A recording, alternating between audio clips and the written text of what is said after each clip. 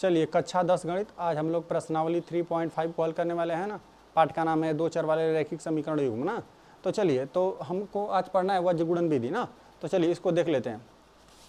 देखिए इससे ना वज्र गुणन विधि से ना हम लोग यक्स और तथा वाई का मान प्राप्त करते हैं ना।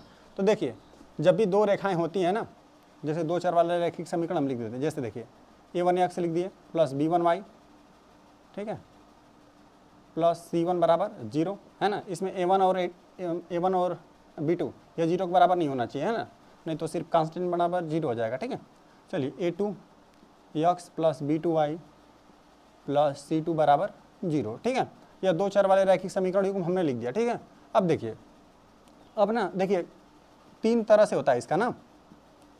जब भी हम a1, देखिए दो रेखाएं ना तीन ही तरह से हो सकती हैं। क्या होता है, या तो दोनों रेखाएं क्या करें, एक दूसरे को प्रतिच्छेद कर दें। ठीक है, या तो ये हो सकता है तो सिर्फ हम लोगों को क्या एक हल मिलता है। चलिए, या तो दोनों क्या हो जाए, आपस में समानांतर हो जाए, है ना।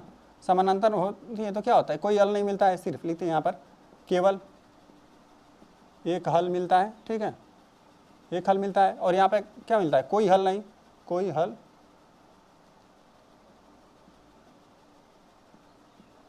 हल नहीं। ठीक है, जब समानांतर दोनों रेखाएं रहेंगी तो कोई हल नहीं मिलता है। चलिए, और तीसरा नंबर क्या होता है कि दोनों रेखाएं क्या हो जाए, एक ही पर हो जाए, तो हम लोग को क्या मिलता है, अपरिमित रूप से अनंत हल मिलते हैं ना।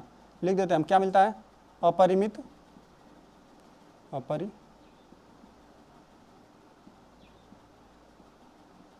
रूप से अनेक हल। ठीक है,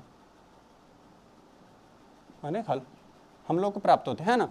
तो देखिए जब a1 हम गुणांकों का इसका तुलना करके हम बता देते हैं ना कि जैसे ये प्रतिच्छेद करेगा कि नहीं, और समानांतर होगा कि या फिर दोनों रेखाएं एक ही पर होगी ना। तो किस प्रकार से होता है, देखिए हम लोग जानते हैं क्या होता है, प्रतिच्छेद करने के लिए क्या होता है, a1 जब भी हम गुणांकों का तुलना करेंगे तो a1 a2 बराबर नहीं होगा कौन, b1 b2 के। ठीक है, ये होता है।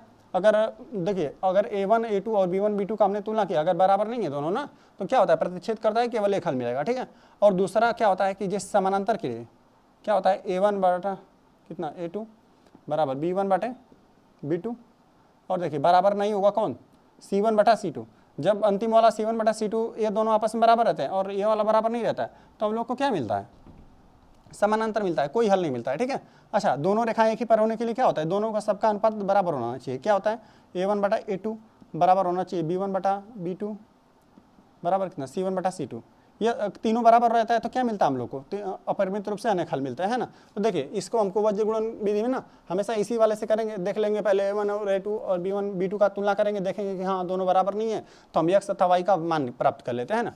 इतना तो याद हो जाना चाहिए इस चैप्टर में। ठीक है, पूरा प्रश्नावली में। ठीक है, चलिए हम लोग, आप देखिए इसी तरह दो रैखिक समीकरण मान लेते हैं। वज्र गुणन विधि के लिए हम x y का मान आपको निकाल कर दिखाते हैं। देखिए a1 x प्लस कितना b1 y प्लस c1 बराबर कितना 0, ये हो गया हम लोग का समीकरण 1। ठीक है, अब लिख देते हैं a2 x plus b2y plus c2 बराबर 0, ये हो गया हम लोग का समीकरण 2। ठीक है, अब हम देखिए गुणांकों का किसी का या तो x का बराबर कर दें या तो y का बराबर कर दें। हम क्या करें, एक x का मान निकाल लेंगे और क्या करेंगे, जैसे देखिए पहले या तो x का गुणांक दोनों बराबर करेंगे, अभी हम लोग घटा देंगे तो कट जाएगा, है ना, और क्या हो जाएगा, y का सिर्फ मान निकल जाएगा, फिर y का निकलेगा तो हम लोग किसी में रख देंगे, है ना। चलिए, तो इसमें आप y का भी कर सकते हैं, x का भी कर सकते हैं ना। चलिए हम आपको करके दिखाते हैं। देखिए समीकरण, हम इसमें ना y का गुणांक बराबर कर देते हैं। देखिए y का गुणांक बराबर कैसे होगा, जैसे देखिए यहाँ पर b1 है, यहाँ पे b2 है ना, तो इसमें हम लोग b2 का गुणा कर देंगे तो ये b1 b2 हो जाएगा यहाँ पे, और यहाँ पे b1 का गुणा कर देंगे तो b1 b2 यहाँ पर भी हो जाएगा, और दोनों घटा देंगे तो कट जाएगा, है ना, सिर्फ हम लोग को x का मान निकल जाएगा, और फिर हम जिसमें चाहेंगे उसमें रख देंगे। ठीक है, चलिए देखते हैं, लिख देते हैं हम समीकरण एक में देखिए b1 है ना, तो b2 का गुणा कर देते हैं, है ना। जैसे समीकरण 1 में b2 से तथा समीकरण 2 में b1 से गुणा करके समीकरण 1 में से समीकरण 2 को घटाने पर। ठीक है, इसको हम ना फार्मूला आपको प्राप्त करके दिखाते हैं। देखिए समीकरण 1 में किसने b2 से गुणा करना है, तो देखिए यहाँ पर हो जाएगा b2 से गुणा करना है ना, देखिए b1 b2 हो गया। चलिए देखिए, और देखिए B1 B2 हो गया, और देखिए प्लस, देखिए B2 का सब में करना है ना C1, देखिए B2 से करना था, देखिए B2 यहाँ पर भी, B2 यहाँ पर भी, B2 यहाँ पर भी है, ठीक है। अब चलिए अब आ जाते हैं हम लोग किस में, और इसमें ना देखिए दूसरे में हम लोग को करना है B1 से, चलिए इसमें करते हैं तो क्या हो जाएगा A2 और कितना B1 हो जाएगा प्लस, या B1 B2 हुआ, ठीक है, प्लस B1 C2 बराबर 0। देखिए सब में B1 हो गया ना, B1 B1 B1, चलिए ठीक है, सबको घटाना है, सबका चिन्ह चेंज, ठीक है। तो देखिए हमको चलिए यहाँ पर हमने भूल गया, ठीक है, यहाँ पर x भूल गया हमने, चलिए यहाँ पर bx रहेगा, यहाँ पर bx और यहाँ y और यहाँ पर y है ना, दोनों दो चर वाले देखिए समीकरण ये तो रहेगा ही, ठीक है। चलिए तो देखिए यहाँ पर क्या हो गया, यहाँ पर देखिए यहाँ पर प्लस B1 B2 y है, यहाँ पर अब प्लस वाला था लेकिन अब माइनस हो गया, ठीक है, B1 B2 y, तो यही कट जाएगा। चलिए यहाँ पर क्या बचा, देखिए हम लिख देते हैं A1 B2 x ऋण क्या, अब यह प्लस में था तो अब माइनस में हो गया क्योंकि घटा दिया हम लोगों ने, तो A2 B1 x, ठीक है। चलिए यहाँ पर कितना प्लस B2 C1 ऋण कितना B1 C2 बराबर 0, ये हो गया ना। तो हमको देखिए x सिर्फ प्राप्त करना है, x कामन कर लेते हैं, चलिए x कामन हम लोग कर लेंगे, x कामन कर लिए तो क्या बचेगा, देखिए A1 B2 ऋण A2 B1, ठीक है, ये हमने x को कामन कर लिया। चलिए यहाँ पर देखिए, और ये जो चीज़ है प्लस में है ना बराबर के उधर हम भेज देते हैं, देखिए या प्लस में माइनस में तो उधर जाएगा तो प्लस में, बराबर के उधर चला गया तो B1 C2, ठीक है, इधर चला गया बराबर, यहाँ पे देखिए प्लस में है तो उधर गया तो माइनस में, कितना B1 B2 है ना, चलिए C1, बहुत ध्यान से करेंगे नहीं तो क्या हो जाएगा, गलत हो जाएगा, ठीक है। चलिए x बराबर क्या, देखिए ये गुणा में इसको बटन भेज देते हैं, क्या मिला हम लोग को B1 C2 ऋण B2 C1 बटे A1 B2 ऋण A2 B1।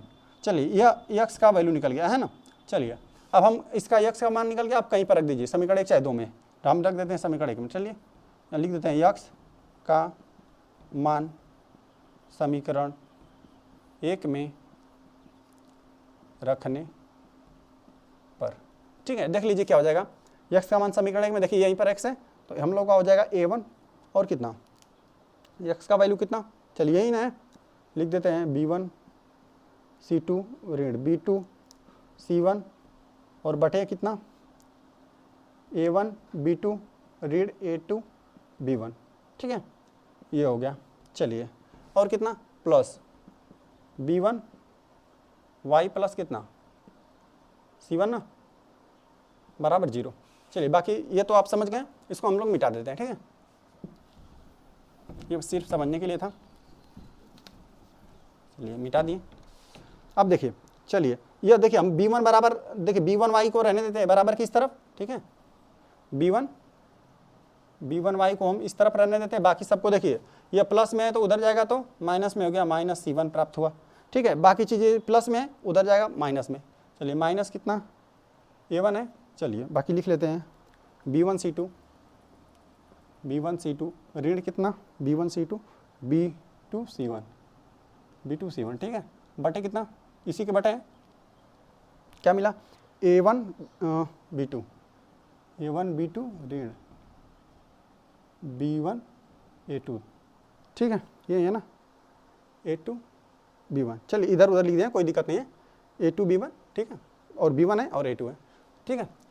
चलिए अब ये हो गया ना, थोड़ा और इसको हम लोग हल कर लेते हैं। देखिए B1 Y हो गया, ठीक है, यहाँ पर देखिए लसा ले लेंगे तो यही लसा हो जाएगा, इन दोनों का लसा लेंगे तो हम देखिए बटे 1 है ना, इसके C1 के नीचे 1 है तो हम लोग को लसा क्या मिला, यही मिला क्या A1 B2 ऋण B1 A2 ना।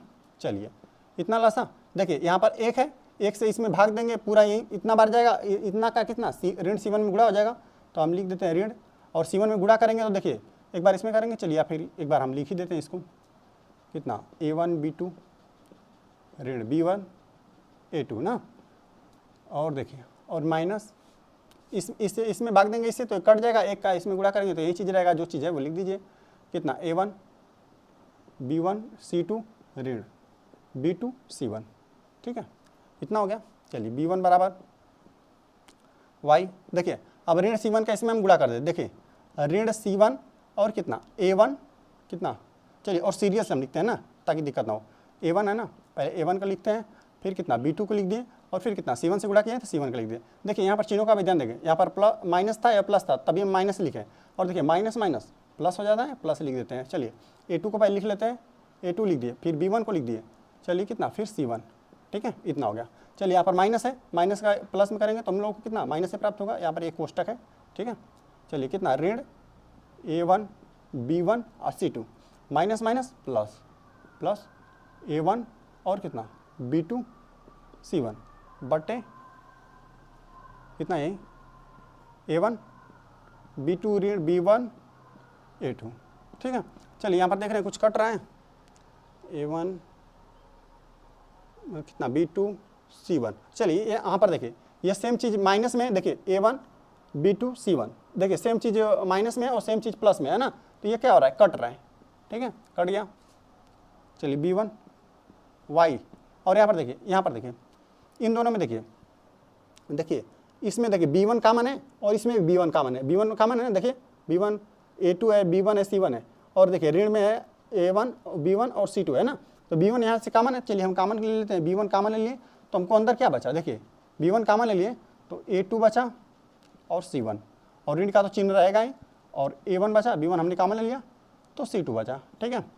चलिए A1 कितना B2 ऋण B1 A2, ठीक है इतना बचा। देखिए यहाँ पर बराबर की दर B1 है, बराबर की दर भेज देंगे तो B1 से B1 क्या हो जाएगा, यहाँ पर एक कट जाएगा, ठीक है। तो हम लोग को y बराबर क्या मिला, A2 C1 ऋण A1 C2 बटे A1 B2 ऋण B1 A2, ठीक है। y का हम लोगों को वैल्यू यही मिला ना।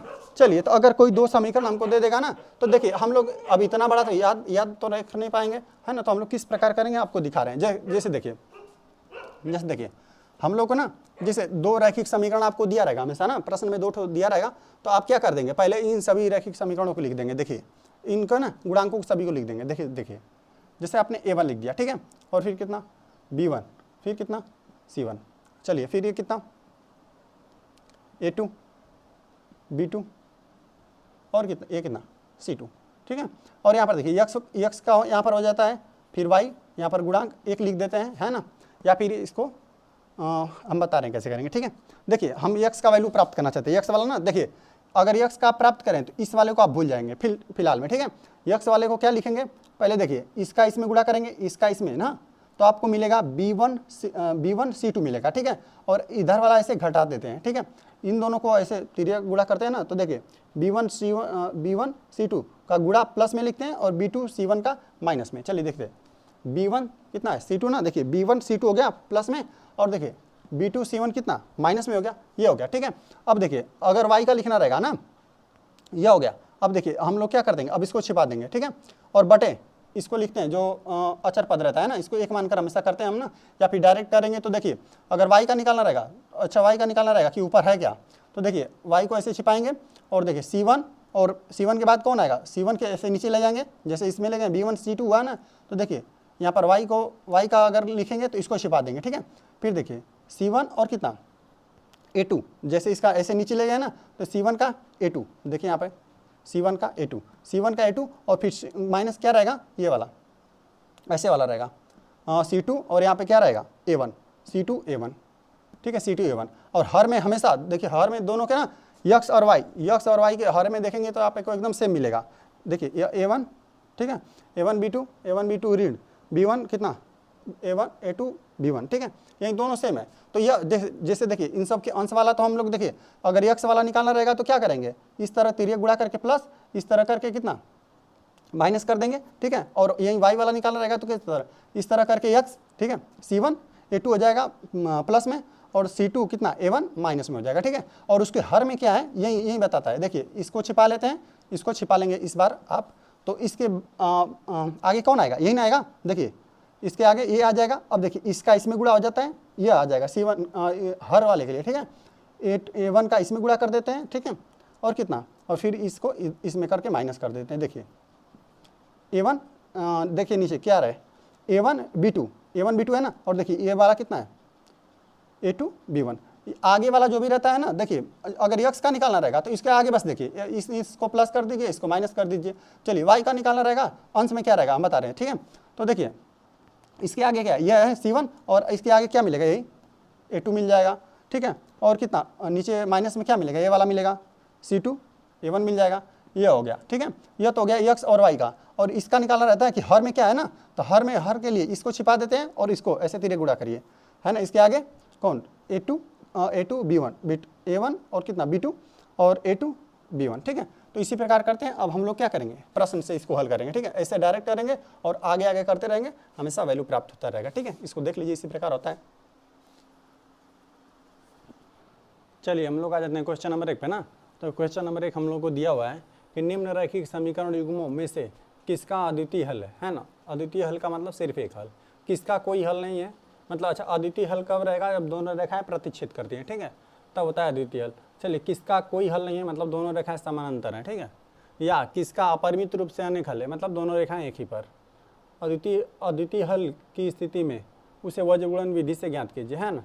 तो चलिए हम लोग गुणांकों का तुलना करके बता देंगे कि कब कौन किस स्थिति में, है ना। देखिए पहला, अगर दोनों रेखाएं एक दूसरे को प्रतिच्छेद करती हैं, है ना, तो क्या हो जाता है A1 बटा A2 बराबर B1 बटा B2, ठीक है। जहाँ A1 मतलब x का गुणांक और कितना B1 जो रहेगा y का गुणांक रहेगा, ठीक है। और जो अब C1 की बात करेंगे तो क्या रहेगा, अचर पद, ठीक है। दूसरा क्या होगा, या दोनों समानांतर रहेंगी तो क्या रहेगा A1 बटा A2 बराबर B1 बटा B2 तो रहेगा, लेकिन C1 बटा C2 बराबर नहीं रहेगा, ठीक है। आ जाते हैं तीसरा पे। तीसरा, अगर दोनों रूप से दोनों एक ही पर है तो क्या रहेगा A1 बटा A2 बराबर B1 बटा B2 बराबर C1 बटा C2। तीनों क्या रहेगा, बराबर रहेगा। अगर दोनों रेखाएं एक ही पर है तो अपरिमित रूप से अनेक हल मिलेंगे हम लोग को ना। तो चलिए उसी से तुलना करके हम लोग निकाल देते हैं ना। पहला का हल लिख देते हैं, चलिए हल लिख देते हैं पहले वाले को ना। चलिए जो दिया हुआ है लिख देते हैं, दिया है, ठीक है। कितना x माइनस 3y ऋण 3 बराबर 0 ना। 3x ऋण 9y ऋण 2 बराबर कितना 0 ना। इसको लिख देते हैं समीकरण 1 समीकरण 2 ना। तो चलिए समीकरण 1 और 2 को किससे लिख देते हैं, समीकरण, ठीक है, 1 तथा 2 को कितना A1x plus B1y plus C1 बराबर 0 तथा किससे A2x plus B2y plus C1 बराबर C2 ना से तुलना करने पर। चलिए इसे तुलना कर देते हैं। देखिए तो A1 बराबर हम लोग का क्या है, यहाँ पे x का गुणांक कितना, A1 बराबर हम लोग का निकल गया 1, ठीक है। चलिए B1 का मान कितना, B1 का मान ऋण 3, ठीक है। चलिए C1 का मान कितना, ऋण 3, ठीक है। चलिए A2 का मान कितना, यहाँ पर है A2 का मान ना, यही है 3। चलिए B2 का मान ऋण 9, ठीक है। चलिए C2 का मान कितना, ऋण 2, ठीक है। तो देख रहे हैं ना कि 3 3 9, ये दोनों तो बराबर है, यही वाला बराबर नहीं है। देखिए हम दिखाते हैं आपको। चलिए इन सब का तुलना करते हैं ना। देखिए 1/3 हो जाएगा और बराबर लिख देते हैं कितना, ऋण 3/9 ना। देखिए ऋण 3/9 ना बराबर कितना, ऋण 3/2 ना। चलिए इसको और हम लोग हल करते हैं। देखिए यह तो 1/3 है, ठीक है, 1/3 है। चलिए ऋण ऋण धन 3 लिखे 9, तो ऊपर 1 नीचे 3 बराबर 1/3 ना। देखिए यहाँ तक तो ठीक है, यहाँ तो ऋण ऋण कट गया, कितना 3/2। तो यही वाला बराबर नहीं है, ये वाला बराबर नहीं था ना। पहला तो दोनों, देखिए ये दोनों तो बराबर है, लेकिन तीसरा वाला बराबर नहीं है। अच्छा तीसरा वाला बराबर नहीं मतलब ये दोनों रेखाएं समानांतर है। तो लिख दीजिए चूँकि कितना A1 बटा A2 बराबर कितना B1 बटा B2 और बराबर नहीं कौन C1 बटा C2, अतः रेखाएं क्या है, समांतर है। तब क्या कोई हल नहीं ना, कोई हल नहीं, अतः रेखाएं समानांतर है तब कोई हल नहीं प्राप्त होता है, लिख देते हैं प्राप्त होता है, कोई हल नहीं प्राप्त होता है।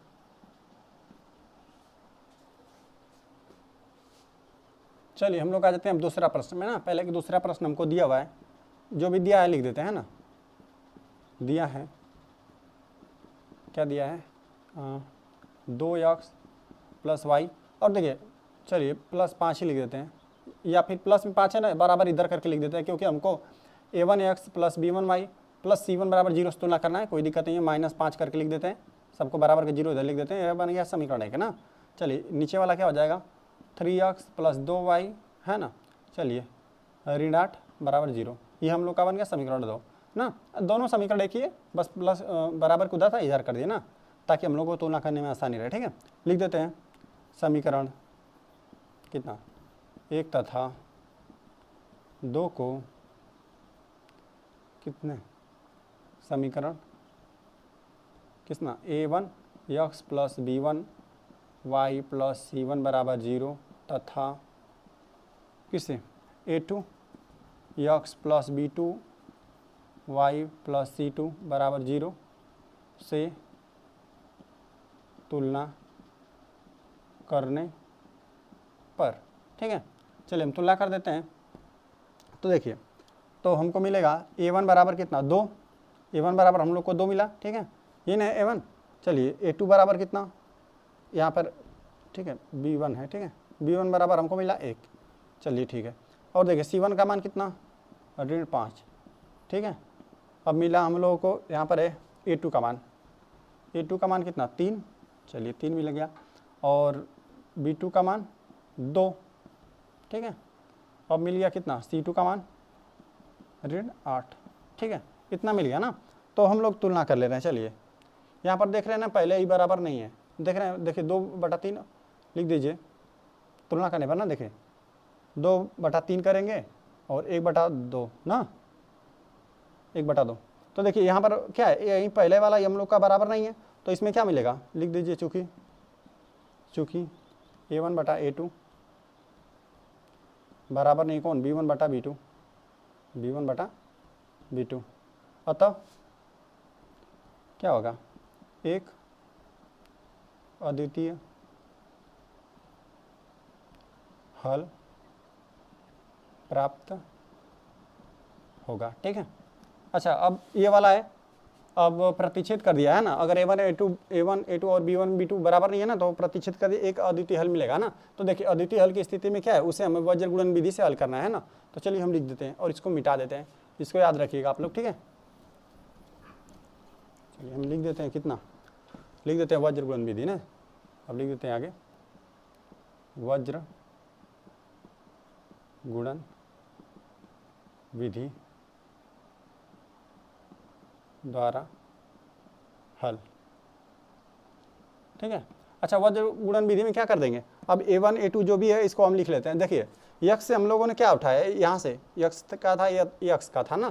तो देखिए x वाला ऐसे था है ना, यहाँ पर लिख देते हैं x y और यहाँ पे 1 लिख देते हैं, है ना, अचर पद के लिए। चलिए ठीक है, यहाँ देखिए 2 था और यहाँ पर 3 था। ठीक है, और यहाँ पर देखिए 1 था और यहाँ पे कितना 2। ठीक है, यहाँ पे ऋण 5 था और यहाँ पे था ऋण 8 ना, यही था, देख लीजिए आप। हम a1 a2 b1 b2 और c1 c2 का ना मान यही था। चलिए तो हम लोग जब x का मान निकालते हैं ना, चलिए या तो आप चाहें तो डायरेक्ट भी निकाल सकते हैं, या फिर इस तरह से निकाल सकते हैं कि मतलब x के हर में क्या है। ठीक है, तो वो फिर बाद में अंश में बन जाएगा, या फिर डायरेक्ट भी निकाल सकते हैं। चलिए हम डायरेक्ट निकाल कर दिखाते हैं आपको ना। चलिए x बराबर क्या हो जाएगा, देखिए x बराबर क्या करेंगे, जब x का मान निकालेंगे तो इसको छोड़ देंगे, बाकी यहाँ से शुरू करेंगे, ये चीज़ प्लस में और ये चीज़ माइनस में। ठीक है, तो ये वाला प्लस में ले लेते हैं, कितना इन दोनों का गुणा करते हैं, एक में ऋण 8 का गुणा करेंगे तो ऋण 8 ही हम लोग को प्राप्त होगा। ठीक है, और माइनस में करते हैं फिर इन दोनों चीज़ों को जब गुणा करेंगे तो 5 दूना 10, कितना ऋण 10, वो भी चिन्हों के साथ ऋण 10 प्राप्त हुआ। ठीक है, यह प्राप्त हुआ। अच्छा हर में क्या होगा, हर में जो होगा यही वाला होता है ना, इसी को हम लोग जो अचर पद रहता है उसके बाद क्या आएगा, यही है ना, और फिर ये आएगा। तो इन दोनों को लेते हैं हर में, तो देखिए फिर इसको प्लस में, चलिए तो इन दोनों गुणा 2 दूना 4, और फिर इस चीज़ को माइनस में लेते हैं। ठीक है, 3 और 1 का गुणा कितना ऋण 3 का 3 हुआ। चलिए बराबर हम लोग क्या हल करते थे, चलिए ऋण 8 और देखिए माइनस माइनस प्लस 10, ठीक है। चलिए और नीचे कितना बचा, 4 में से 4 में से 3 चला गया 1, देखिए तो 1 चला गया, मिटा देते हैं, कोई दिक्कत नहीं है, ठीक है। ऋण 8 है और धन 10 है, कितना हमको 2 प्राप्त हुआ, x का मान 2।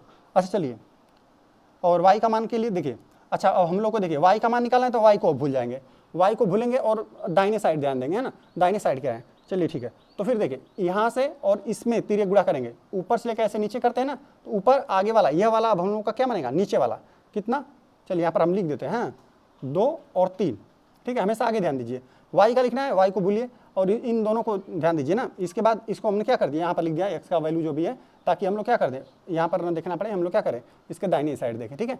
तो देखिए तो इन दोनों को लिखिए प्लस में, चलिए प्लस में लिखते हैं हम, कितना गुणा कर देंगे तो कितना 5 थे 15, ऋण 15 प्राप्त हुआ, ठीक है। और माइनस का चिन्ह, और इस चीज़ को लिखिए माइनस में लिखिए, ऋण 8 का 2 में गुणा करेंगे तो कितना 8 दूना 16, ठीक है।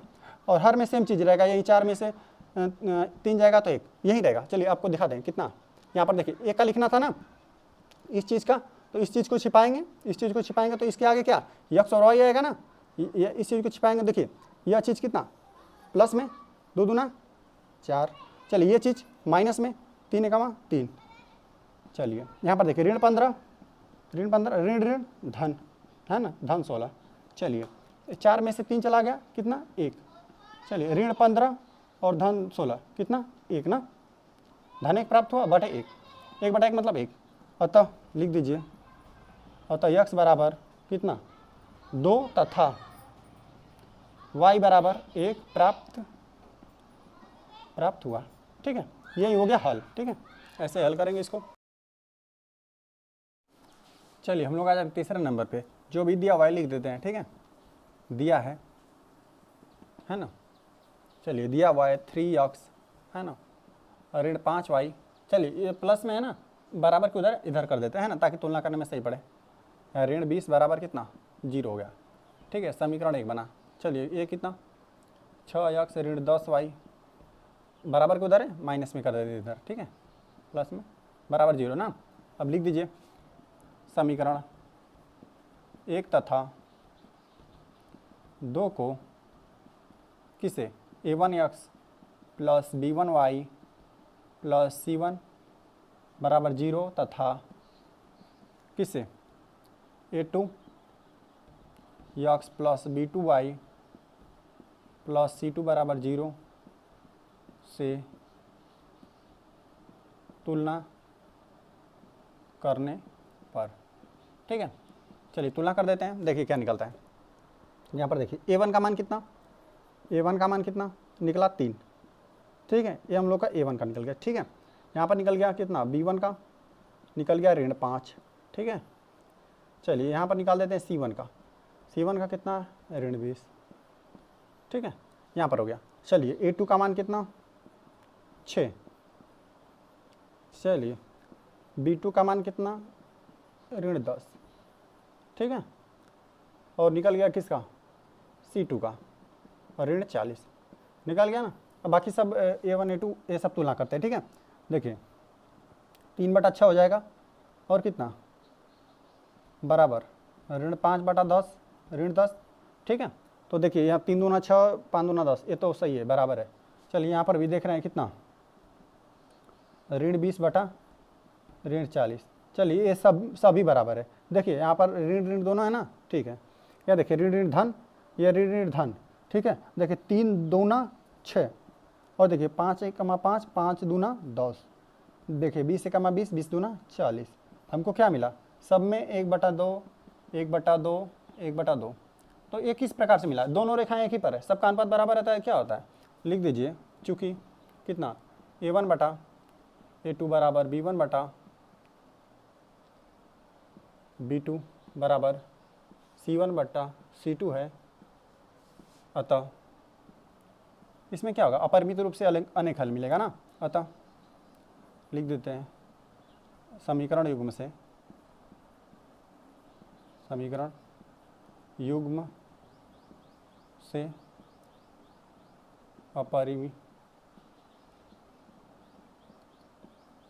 रूप से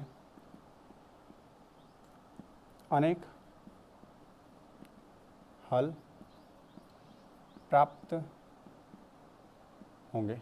ठीक है, इसमें हम उन्हीं प्रश्नों का हल करेंगे जो प्रतिच्छेद करेंगे, है ना, जिसका कोई अद्वितीय हल स्थिति में रहेगा तभी हम उसको क्या करेंगे, हल करेंगे। ठीक है, बीजगुणन विधि से, नहीं तो क्या करेंगे, देखिए अपरिमित रूप से अनेक हल मिल रहा है ना, तो इसको हम लोग नहीं हल करेंगे ना, अपरिमित रूप से अनेक हल मिलेगा इसको नहीं करना है, और जो समानांतर रहेगा उन दोनों को नहीं करना है। ठीक है, इसका ये हल हो गया। चलिए हम लोग आ रहे थे चौथा प्रश्न में। चौथा जो दिया हुआ है लिख लेते हैं। ठीक है, दिया हुआ है x माइनस 3y ऋण 7 बराबर 0। ठीक है, 3x ऋण 3y ऋण 15 बराबर कितना, 0 ना, तो इसको भी लिख दीजिए, यहाँ पर x है। ठीक है, लिख दीजिए समीकरण 1 बन गया, या समीकरण 2 बन गया ना, लिख दीजिए समीकरण 1 तथा 2 को किसे व्यापक रूप से तुलना कर दीजिए, a1x प्लस कितना b1y प्लस c1 बराबर 0 तथा किससे a2x plus b2y plus c2 बराबर 0 से तुलना करने पर। ठीक है, चलिए तुलना कर देते हैं। तो देखिए, तो हमको यहाँ से a1 बराबर कितना मिला, a1 बराबर 1 मिलेगा। ठीक है, अच्छा b1 बराबर हम लोग को क्या मिलेगा, ऋण 3 मिलेगा। ठीक है, c1 बराबर मिला ऋण 7। ठीक है, अच्छा देखिए यहाँ पर a2 बराबर हमको मिला कितना, 3। चलिए यहाँ पर मिला b2 बराबर हमको मिला ऋण 3। ठीक है, चलिए यहाँ पर आ जाते हैं, यहाँ पर मिला हमको c2 बराबर कितना, ऋण 15 ना। चलिए तो देख लेते हैं, इसको तुलना कर लेते हैं। देखिए 1/3 हो गया बराबर ऋण 3 बटा ऋण 3, यहीं पर बराबर नहीं है। देख रहे हैं कि इसको क्या तुलना करें, देखिए यहाँ पर यहीं पर बराबर नहीं है। यह देखिए माइनस माइनस कट गया, 3 से 3 कट गया, कितना 1/3 बराबर 1:1 यही मिला ना, तो जो कि क्या है, आपस में बराबर नहीं है। अब यहाँ पर लिख दीजिए, चूँकि a1 बटा a2 बराबर b1 बटा b2 ना, यह नहीं बराबर है, अतः क्या एक अद्वितीय हल है। ये दोनों ये बराबर नहीं रहता है तो क्या होता है, दोनों रेखाएं एक दूसरे को प्रतिच्छेद कर देती हैं, तो क्या होता है, अतः एक अद्वितीय हल प्राप्त होगा। ठीक है, प्राप्त होगा। अच्छा प्राप्त होगा तो हम लोग क्या करेंगे, अब वज्र गुणन विधि से हल करेंगे। चलिए लिख दीजिए वज्र गुणन विधि द्वारा हल। ठीक है, चलिए हल कर लेते हैं। वज्र गुणन विधि में क्या होगा, चलिए पहले क्या करेंगे, x का वैल्यू लिखेंगे, फिर y का लिख लीजिए 1, यह अचर पद का है। ठीक है, चलिए x के नीचे क्या है, चलिए हम लोग लिख देते हैं। देखिए a1 का मान कितना 1 और यहाँ पर बन गया 3। ठीक है, और फिर मिला ऋण 3 और यहाँ पर भी है ऋण 3। ठीक है, यह a1 a2 b1 b2। ठीक है, और c1 c2 का लिख लेते हैं कितना, ऋण 7 और कितना ऋण 15 ना। चलिए यहाँ पर x बराबर क्या हो जाता है, देखिए इस वाले को छिपाते हैं और इन दोनों को गुणा कर दें। चलिए यहाँ पर ये है क्या ना, अगर यहाँ पर चाहें तो हम फार्मूला भी लिख सकते हैं। क्या था, देखिए हम लिख कर आपको दिखाते हैं ना।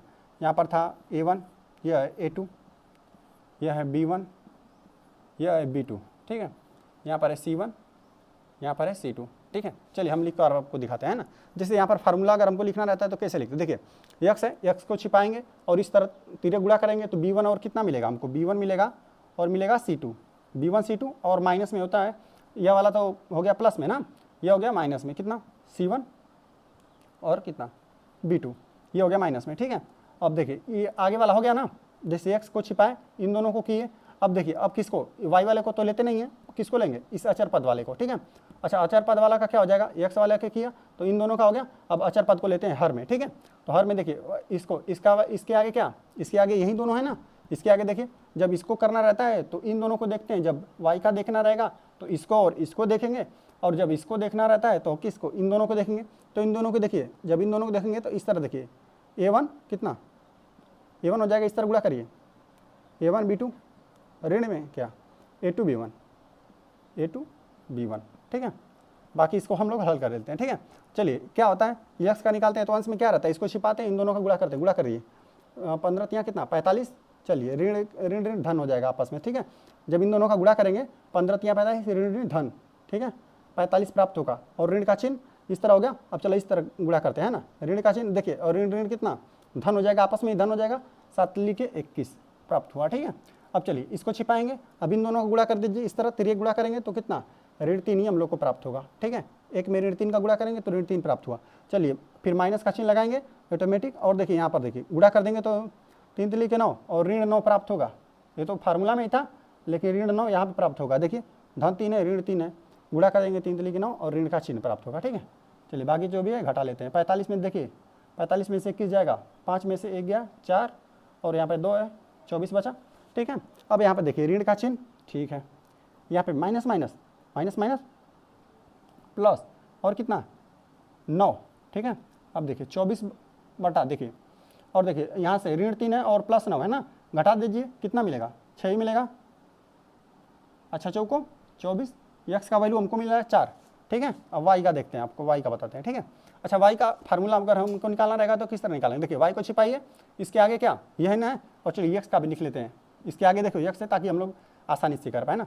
चलिए यक्स का कितना है 1 और 3 है, यही कितना है A1 है और ये कितना A2 है। चलिए देखिए वाई का निकालना है, वाई को छिपा देंगे, ठीक है। वाई को छिपाने के बाद हमको क्या मिला आगे, यह मिलेगा A2C1, लिख दीजिए A2C1, और ऋण में इस तरह हो गया कितना धन में, और ये होगा ऋण में कितना A1C2 और बटे में देखिए इसी का लेते हैं, इस अचर वाले को छिपाते हैं और इन दोनों का ले लेते हैं। चलिए इस तरह ले लीजिए, जानते हैं कि ये दोनों तो सेम ही रहेगा हर में, कितना A1 B2 और ऋण कितना B1 A2, ठीक है। अब चलिए अपने से हम लोग हल कर लेते हैं। चलिए वाई का निकालना है, वाई को छिपाएंगे, उसके अगले वाले का गुणा करेंगे। चलिए इसके बाद कितना अचर पद वाला होता है, फिर कितना एक्स वाला, तो इन दोनों का गुणा देखिए करेंगे तो 7 लिखिए कितना 21, ऋण के साथ चिन्ह है ना, ऋण आएगा, फिर माइनस का चिन्ह, इसको तो हो गया। अब चलो इस तरह कितना माइनस का चिन्ह और कितना ऋण 15 का 1 में गुणा करेंगे तो ऋण 15 ही प्राप्त होगा, ठीक है, बटे, और हर में देखिए यही आएगा हम लोग का 6 ही आएगा, ठीक है। लेकिन फिर भी उसको हम लोग कर लेते हैं। चलिए इसका निकालना है ना, तो यक्स इसके बाद क्या यक्स और वाई आएगा, तो यक्स और वाई का देखिए ऋण 3 में इसका गुणा कर दीजिए, ऋण 1 में ऋण 3 का, तो ऋण 3 प्राप्त हुआ, और ऋण का चिन्ह फार्मूला में इन दोनों का आपस में गुणा, तो कितना 3 3 के 9, ऋण का ऋण 9 प्राप्त हुआ, ठीक है। देख रहे हैं ना, सेम है एकदम। चलिए ऋण 21 तो रहेगा ही, ऋण 21 हो गया ना। चलिए ऋण कितना धन ना, चलिए 15। चलिए और देखते हैं, देखिए यहाँ पर तो करेंगे तो वहीं आ जाएगा, है ना, 6 ही आ जाएगा। चलिए लिख देते हैं इसको, 6 ही लिख देते हैं। देखिए यहाँ पर कितना है ऋण 21 है और 15 है, यहाँ पर भी हम लोग को क्या मिलेगा ऋण 6 ही प्राप्त होगा, यहाँ बटे पे 6 प्राप्त होगा। देखिए ऋण वाला ज़्यादा है ना, तो ऋण 6 प्राप्त हुआ, 6 बटा 6 भाग दे देंगे तो कितना ऋण 1 प्राप्त होगा हमको, ठीक है। अतः लिख दीजिए, अतः कितना x बराबर 4 तथा y बराबर ऋण 1 प्राप्त हुआ। इसी प्रकार इसको हल कर लेंगे, ठीक है, यही हो गया हल। चलिए हम लोग आ जाते हैं क्वेश्चन नंबर 2 पे ना। तो क्वेश्चन नंबर 2 हम लोग को दिया हुआ है ना कि हमको इस तरह 2 प्रश्न दिया हुआ है। पहला दिया हुआ है कि ए और बी के किन मानों के लिए निम्न रैखिक समीकरणों के युग्म के अपरिमित रूप से अनेक हल होंगे ना। तो अनेक रूप अलग, देखिए जब भी 2 चर वाले रैखिक समीकरण होते हैं ना, तो अपरिमित रूप से अनेक हल कब मिलता है, जब दोनों रेखाएं क्या होती है एक ही पर होती है ना। मतलब कि अगर 2 रेखाएं उनका अनुपात लिखा गया है ना, उनके गुणांकों को जैसे हम देखते हैं तो कितना A1 बटा A2 आ जाए, और कितना B1 बटा B2, ठीक है, B1 बटा B2 बराबर C1 बटा C2, यही आ जाता है। तो हम लोग क्या कहते हैं परिमित रूप से अनेक हल प्राप्त होते हैं। तो इसको लेकर ना, मतलब इनको हम लोग क्या करेंगे, इन सब को गुणांकों को तुलना करेंगे तो हमको इस तरह से आएगा। तो इसका हमको क्या करना है, फिर हमको ए बी का वैल्यू निकालना है। चलिए के किस मान के लिए, हमको दूसरा दिया हुआ के किस मान के लिए निम्न रैखिक समीकरणों का कोई हल नहीं है ना। अच्छा कोई हल कब नहीं होता है, जब क्या होती है दोनों रेखाएं समानांतर होती हैं। चलिए तो पहले हम लोग पहला वाले को हल कर लेते हैं, फिर दूसरा वाले को हल करते हैं, ठीक है। तो चलिए हम लोग जो दिया हुआ है पहले वाले में उसको हम लिख लेते हैं, ठीक है। चलिए हम लिख देते हैं हल ना, हल दिया है लिख लेते हैं, ठीक है। हम लोग को क्या दिया हुआ है, चलिए 2 रैखिक समीकरण दिया हुआ है, लिख लीजिए 2x प्लस 3y, देखिए बराबर उधर है ना तो हम इधर ला देते हैं ताकि तुलना करने में हम लोग को सही रहे, बराबर 0। ये हो गया समीकरण 1 ना। चलिए ये कितना, a माइनस बी यॉक्स plus a plus B Y, और जो भी चीज़ इधर प्लस में इधर माइनस में बुला लीजिए, है ना। तो यहाँ से माइनस में 2 है तो इधर आएगा तो प्लस में 2 हो गया, और फिर कितना -3a, फिर कितना -b, फिर कितना बराबर 0। ठीक है, ये हो गया हम लोग का समीकरण नंबर 2 ना। अब लिख दीजिए समीकरण 1 तथा 2 को, समीकरण 1 तथा 2 को, ठीक है, समीकरण किससे, a1x plus b1y plus c1 बराबर 0 तथा समीकरण किससे, a2x प्लस b2y, ठीक है b2y प्लस c2 बराबर 0 से तुलना करने पर हम लोग a1 a2 सबका अनुपात निकालेंगे तो इसमें बराबर आएगा, है ना। क्यों, क्योंकि हमको पहले ही बोल दिया कि अपरिमित रूप से अनेक होते हैं। ठीक है, चलिए तुलना कर लेते हैं। a1 का मान कितना, यहाँ से देखिए a1 का मान कितना 2, ठीक है, a2 का मान b1 का ना, b1 का मान कितना 3, चलिए यह कितना c1 का मान कितना -7, यही हम लोग को प्राप्त हुआ। ठीक है, चलिए यहाँ पर तुलना कर लीजिए, a2 का मान कितना a ऋण b ना, a ऋण b, ठीक है, हमको मिला b2 का मान a प्लस b, ठीक है। चलिए ये सब हम लोग का क्या है, c2 का मान, c2 बराबर हम लिख देते हैं 2 ऋण 3a ऋण b। ठीक है, अब देखिए हम लोग लिख दीजिए, चूंकि हम जानते हैं, क्या जानते हैं कि चूंकि कि क्या रैखिक समीकरण युग्म के, रैखिक समीकरण युग्म के अनेक हल है। ठीक है, अनेक हल है तो क्या हो जाएगा, इसलिए क्या हो जाएगा a1 बटा a2 बराबर b1 बटा b2 बराबर c1 बटा c2, मतलब दोनों एक ही लाइन है ना। अपरिमित रूप से अनेक हल होंगे, किस में होगा, इसी में होगा। ठीक है, तो बाकी रख दीजिए। देखिए a1 का मान कितना हम लोग को दिया हुआ है, 2 दिया हुआ है। चलिए a2 का मान कितना, a माइनस b दिया हुआ है। ठीक है, बराबर क्या हो जाएगा, b1 का मान 3, यह कितना a प्लस b। ठीक है, चलिए ये कितना c2 का मान कितना -7, यह कितना 2 माइनस 3b 3a है। ठीक है, 3a है। ठीक है, 3a ऋण b। ठीक है, इतना हो गया ना। अब इनमें हम 2 ले लेते हैं ना, फिर इसको ले लेंगे, इसको ले लीजिए, फिर इसको ले लीजिए, या फिर पहले इसको ले लेते हैं, फिर इसको ले लेंगे, जिसको मन करे मतलब जिसको इच्छा करे उसको ले सकते हैं। और फिर क्या कर देंगे, पहले इसको लेते हैं ना, लिख दीजिए 2 बटा, इसको मिटा देते हैं, 2 बटा a माइनस b बराबर 3। हम इस तरह ना 2 रैखिक समीकरण निकाल लेंगे, है ना, दिखाते हैं आपको। देखिए a प्लस b से, क्योंकि सब बराबर है, जिसको इच्छा करे उसको ले लीजिए। ठीक है, इन दोनों बराबर लेते हैं, देखिए 3 गुणा कर देंगे, यहाँ पर 2 का गुणा हो जाएगा 2a प्लस 2b, और कितना यहाँ पर इसका 3 का गुणा होगा तो 3a, और फिर कितना ऋण 3b, यही हो गया ना। देखते हैं यहाँ पर हम लोग देख लेते हैं 3a है ना, तो यहाँ पर 3a है तो इसको हम लोग उधर भेज देते हैं ताकि यह उधर घट जाए, a से 3a ऋण 2a हो जाएगा। चलिए इधर 2a धनात्मक है, इधर ऋण b, इसको भी ला देते हैं इधर ना। देखिए 2a प्लस कितना 3b हो जाएगा, 3 2 5b। ठीक है, इसको हम लोग भेज चुके हैं, यहाँ पर b का बचा हुआ है ना, a को हम लोग भेज चुके हैं, ऋण में चला गया है, या b वाला है। 3 2 कितना 5b, और कितना देखिए 3a में से घट गया तो कितना a बराबर हम कितना 5ab। ठीक है, प्राप्त हुआ। चलिए हम लोग ले लेते हैं अभी इन दोनों को साथ में ना, चलिए इन दोनों को साथ में हम लोग ले लेते हैं, तो क्या होगा देखिए, लिख देते हैं हम कितना, या फिर इसको ले लेते हैं, कोई दिक्कत नहीं है। चलिए ले लेते हैं 2 बटा a माइनस b बराबर 7 बटे 2 माइनस 3a ऋण कितना b। अब इतना हो गया ना, देखिए इतना बराबर इतना हमको मिल गया ना। अब क्या कर लेंगे हम देखिए एक हमको यहाँ से समीकरण मिलेगा। ठीक है, और चलिए यहाँ पर 1 2 हमने नामकरण कर दिया, यहाँ पर क्या हो गया 3, और एक इससे चौथा मिलेगा। फिर इन दोनों को हम लोग क्या करेंगे, प्रतिस्थापन या जिससे आपका इच्छा करे हल कर लेंगे और फिर हम लोग को क्या हो जाएगा, आंसर ए बी का वैल्यू प्राप्त हो जाएगा। ठीक है, चलिए तिर्यक गुणा करते हैं। देखिए इसका जब हम यहाँ पे करेंगे तो चलिए बाकी यहाँ पर करते हैं। देखिए इसका पूरा का यहाँ पे तो 2 का सब में गुणा हो जाएगा, तो 2 दूना 4 हमको प्राप्त होगा, ऋण 3 दूना 6 ये। ठीक है, और ऋण बी का यहाँ में 2 में भी करेंगे तो कितना, ऋण 2 बी। ठीक है, ये तो इधर मिल गया, तिर्यक गुणा कर दिया। अब ये चीज़ है इसको यहाँ पर कर दो, ऋण 7 में करेंगे तो देखिए ऋण 7 ए बन जाएगा, ऋण 7 ए बना। ठीक है, अब देखिए ऋण 7 का और ऋण बी में करेंगे आप गुणा तो कितना मिलेगा, ऋण ऋण धन मिल जाएगा और कितना 7 बी प्राप्त होगा। बाकी आप लोग अब हम लोग को क्या करना है, इधर उधर कर लेते हैं। चलिए देखिए यहाँ पे 7 ए धनात्मक है ना, ऋणात्मक है, तो इधर बुला के धनात्मक कर लेते हैं इसको ना। चलिए देखिए कितना हो जाएगा, तो 4 तो रहेगा ही और धन में 7 ए हो गया। ठीक है, और ऋण कितना 6 ए।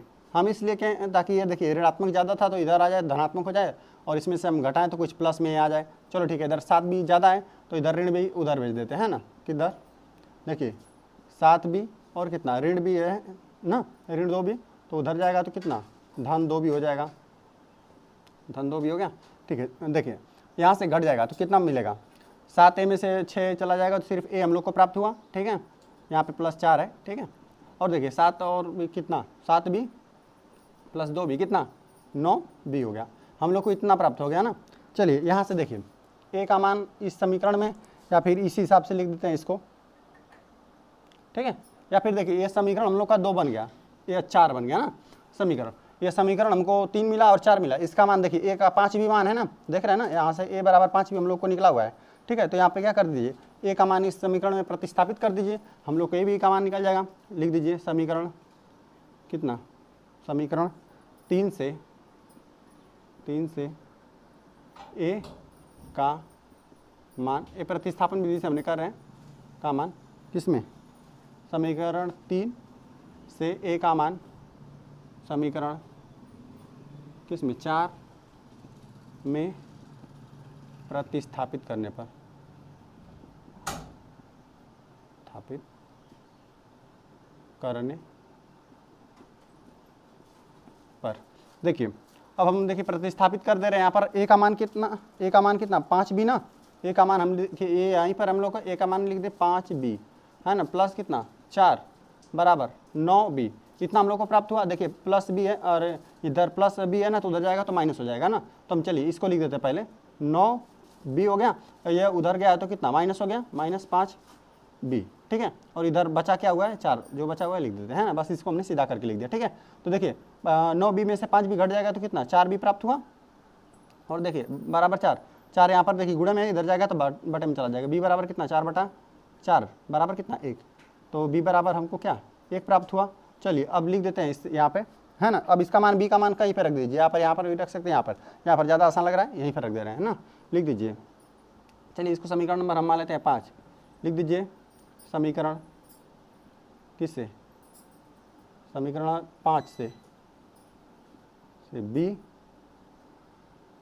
बी का मान। ठीक है, बी का मान समीकरण 5 से बी का मान समीकरण 3 में। ठीक है, समीकरण 3 में प्रतिस्थापित करने पर ना, प्रतिस्थापित करने पर देख लीजिए क्या हो जा रहा है। देखिए बी का मान कितना 1 रखना है ना, तो 1 रखेंगे तो कितना हो जाएगा 5 गुणते 1 बराबर कितना ए, अतः ए 5 में गुणा करेंगे तो ए बराबर कितना हम लोग को 5, अतः लिख देंगे क्या, अतः ए बराबर कितना 5 तथा बी बराबर कितना 1 प्राप्त हुआ। ठीक है, इसको इसी प्रकार कर लेंगे। ठीक है, ये हो गया हल। चलिए हम लोग आ जाते हैं क्वेश्चन नंबर 2 पे ना, तो सेकंड वाले को हल कर लेते हैं। तो हमको दिया हुआ है के किस मान के लिए निम्न रैखिक समीकरणों का कोई हल नहीं है। 2 हमको रैखिक समीकरण यहाँ पर पहला और यहाँ पर दूसरा दिया हुआ है ना। तो देखिए रैखिक समीकरण मतलब रैखिक देखिए घात 1 है ना, और 2 चर है, 2 चर वाले 2 रैखिक समीकरण हमको दिया गया है। अच्छा, दोनों में हम लोगों को देखिए कोई हल कब प्राप्त नहीं होता है, जब क्या होता है दोनों रेखाओं का अगर हम बना रहे हैं तो दोनों रेखाएं क्या होती है आपस में समानांतर होती हैं। ग्राफ पे बनाते हैं तो दोनों रेखाएं क्या हो जाए समानांतर हो जाए, मतलब अगर उन दोनों का जैसे A1 A2 उनके गुणांकों का हम तुलना कर रहे हैं तो उसका किस प्रकार होना चाहिए। देखिए A1 A2 यह तो बराबर होना चाहिए, B1 B2 भी बराबर हो जाए, ठीक है। लेकिन C1 C2 बराबर नहीं होना चाहिए। उनके गुणांकों को अगर हम दोनों रैखिक समीकरणों गुणांकों को तुलना करें तो इस प्रकार से ये वाला अंत वाला बराबर नहीं होना चाहिए, तभी कोई हल नहीं मिलता है, ठीक है। चलिए तो हम इसको कर लेते हैं। देखिए हमको जो भी दिया हुआ है लिख देते हैं। दिया है कितना 3x प्लस y बराबर कितना 1, ये हम लोग का हो गया समीकरण 1। ये कितना हो गया 2k ना, 2k ऋण 1, ठीक है, यक्स प्लस देखिए k माइनस 1 y बराबर कितना। चलिए यह ना हमको थोड़ा देखिए इसमें तुलना करना रहता है, तो देखिए हम लोग अभी व्यापक रूप से तुलना करेंगे ना, किस प्रकार से होता है a1x प्लस b1y ना, है ना, कि फिर कितना प्लस C1 बराबर 0 होता है। तो हमको इस हिसाब से कर लेते हैं ना, ताकि बराबर उधर हम 0 कर दें। देखिए अगर यही 1 है ना, बराबर के अगर उधर हम कर दे 0 ना, तो देखिए प्लस में उधर 1 है, इधर आएगा तो माइनस में 1 हो जाएगा ना, ताकि हम लोग अच्छे से तुलना कर पाए, ठीक है। -1 बराबर कितना 0 हो जाएगा। चलिए यहाँ पर हम क्या लिख देंगे इसको, ये जो भी चीज़ है इधर बुला लो माइनस में, ठीक है। माइनस में कितना माइनस लिख देते हैं, सबको कोष्टक में लिख देते हैं 2k, ठीक है, प्लस 1 है ना, और बराबर कितना 0, ताकि हम लोग को तुलना करने में आसानी रहे ना। लिख देते हैं समीकरण कितना 1 तथा 2 को किससे समीकरण, ठीक है, a1x ना प्लस b1y प्लस C1 बराबर 0 तथा किससे a2x plus b2y plus C2 बराबर 0 से तुलना करने पर, है ना, तुलना कर लेते हैं। देखिए जब हम इसमें तुलना करेंगे ना a1 और b1 और c1 का, तो वैल्यू क्या निकलेगा, a1 का निकला हमको कितना 3 निकल गया, ठीक है। चलिए b1 का देख लेते हैं, b1 का कितना यहाँ पर 1 है ना, y गुणांक में क्या है 1 है। चलिए और जो c का क्या है, c1 का मान कितना पूरा लिख दीजिए ऋण 1, ठीक है। अब चलिए इसी प्रकार हम तुलना करेंगे इसका a2 का, तो यहाँ से क्या निकल कर आएगा, x की जो भी गुणांक में इतना चीज़ है गुणांक में, तो x गुणांक में ये चीज़ आ जाएगा कितना, यहाँ पर 3 है, ठीक है, 3 है, ठीक है। x गुणांक में कितना a2 का मान कितना 2k ऋण 1, यही बना। चलिए और यहाँ पर बना y का गुणांक मतलब b2 कितना k माइनस 1, चलो ठीक है, ये बना।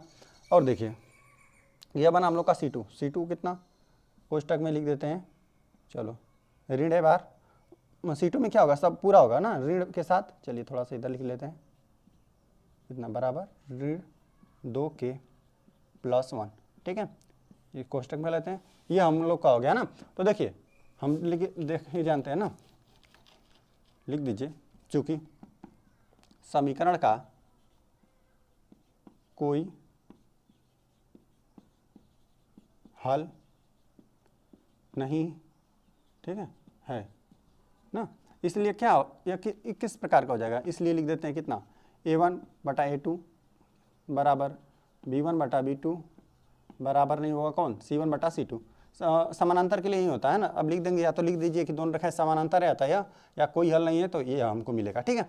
तो चलिए इसका हम जो भी वैल्यू लिख लेते हैं, ठीक है, कितना 3 हो गया बटे कितना 2k, है ना, 2k ऋण 1 बराबर कितना b1 का मान कितना 1, b2 का मान कितना k माइनस 1 ना, k माइनस 1। देखिए हम इतना ही रहने देते हैं, ये चीज़ बराबर नहीं है ये तो हम जानते हैं, बस इन दोनों को ना आपस में हल कर लेते हैं। लिख दीजिए, देखिए यह दोनों तो बराबर रहेगा ना, पहला a1 और a2 बराबर b1/2, यह दोनों बराबर रहेगा ना, इतने से हम लोग का k का मान निकल जाएगा, ठीक है। चलिए तो हम इसका क्या करते हैं, अब तिरे गुणा कर देते हैं। देखिए ये दो चीज़ बराबर था ना, तो हम दोनों चीज़ों को ले लिए है ना, a1 a2 सबका हमको इतना का मान था, a1 a2 b1 b2 का था, c1 c2 से कोई मतलब नहीं है, क्योंकि देखिए बराबर नहीं है ना, जो चीज़ बराबर है इसी से हमका k का मान निकलेगा, ठीक है। इसमें हम लोग को क्या करना है, k का किस मान के लिए हमको बताना है कि किस मान पर क्या होगा, दोनों रेखाएं समानांतर होंगी, ठीक है। चलिए तो हम क्या करते हैं, इसका तिरे गुणा कर लेते हैं, ठीक है। तिरे गुणा करिए, यहाँ पे 3 में हो जाएगा, तो कितना देखिए 3k ऋण 1, नहीं गुणा करेंगे तो कितना 3 भी आएगा ना, 3 हो गया। जब इस चीज़ का 1 में करेंगे तो ये सेम चीज़ रहेगा 2k ऋण 1, ठीक है। अब यहाँ पे 3 क्या है, इधर 2k है, तो 2k को इधर बुला लेते हैं, 3 का कितना 3k ऋण 2k ना। चलिए यहाँ पर -3 है, उधर भेज देते हैं प्लस कितना +2 ना, अरे कितना +3, और ऋण 1 पहले से, तो कितना देखिए यहाँ से 3 के में से 2 के चला जाएगा तो कितना सिर्फ के बचेगा, यहाँ से देखिए 2 चला जाएगा, मतलब 3 में से 1 चला जाएगा तो सिर्फ कितना 2 बचेगा। लिख दीजिए अतः के बराबर 2 के लिए कितना दोनों रैखिक समीकरणों का के लिए दोनों रैखिक समीकरणों का कोई हल नहीं है ना, कोई हल नहीं है। ठीक है, अब इसका हम लोग अभी के का मान यहाँ पर रख कर हम ना देखिए, अभी के का मान यहाँ पर अगर हम रख कर और a1 a2 b1 b2 अगर हम चेक करते हैं ना, देखते हैं कि क्या आएगा, यह दोनों बराबर आता लेकिन ये वाला बराबर नहीं आएगा। यही हम लोग क्या कर दिए, दो इसका मान हमको इसको हल करके क्या लिया दे, के का मान हमने प्राप्त कर लिया। ठीक है, चलिए हम लोग आ जाते हैं क्वेश्चन नंबर 3 पे। तो क्वेश्चन नंबर 3 हम लोग को दिया है कि निम्न रैखिक समीकरण युग्मों को प्रतिस्थापन एवं वज्रगुणन विधियों से हल ज्ञात कीजिए। निम्न ना किस विधि को आप उपयुक्त मानते हैं। देखिए हम लोग को दिया हुआ है दो चर वाले रैखिक समीकरण 2 दे दिए हैं, ठीक है, और बोला है प्रतिस्थापन और वज्रगुणन विधि से हल करना है। चलिए पहले हल ज्ञात करते हैं, फिर आप बता दीजिए कि किस विधि को आप अच्छा समझ रहे हैं। ठीक है, चलिए तो हम लिख देते हैं हल। चलिए जो दिया है लिख लेते हैं, दिया है हमको दिया हुआ है 8x + 5y बराबर कितना 9 ना। तो चलिए हम चलिए ठीक है रहने दीजिए, कोई दिक्कत नहीं है। 1 फिर कितना 3x + कितना 2y बराबर 4, समीकरण नंबर 2 ना। तो दिया है हमको, पहले लिख लेते हैं किस विधि से हल कर रहे हैं। चलिए पहले प्रतिस्थापन से हल कर लेते हैं ना, प्रतिस्थापन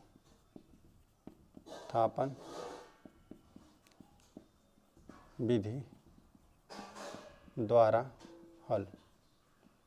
ठीक है, चलिए प्रतिस्थापन विधि द्वारा हल कर लेते हैं। तो देखिए प्रतिस्थापन विधि में हम लोग क्या करते हैं, यहाँ से देखिए इन दो समीकरणों में से किसी में से x या तो y का मान निकाल कर दूसरे समीकरण में रख दीजिए। ठीक है, तो प्रतिस्थापन हम देखिए इसको बदल रहे हैं ना।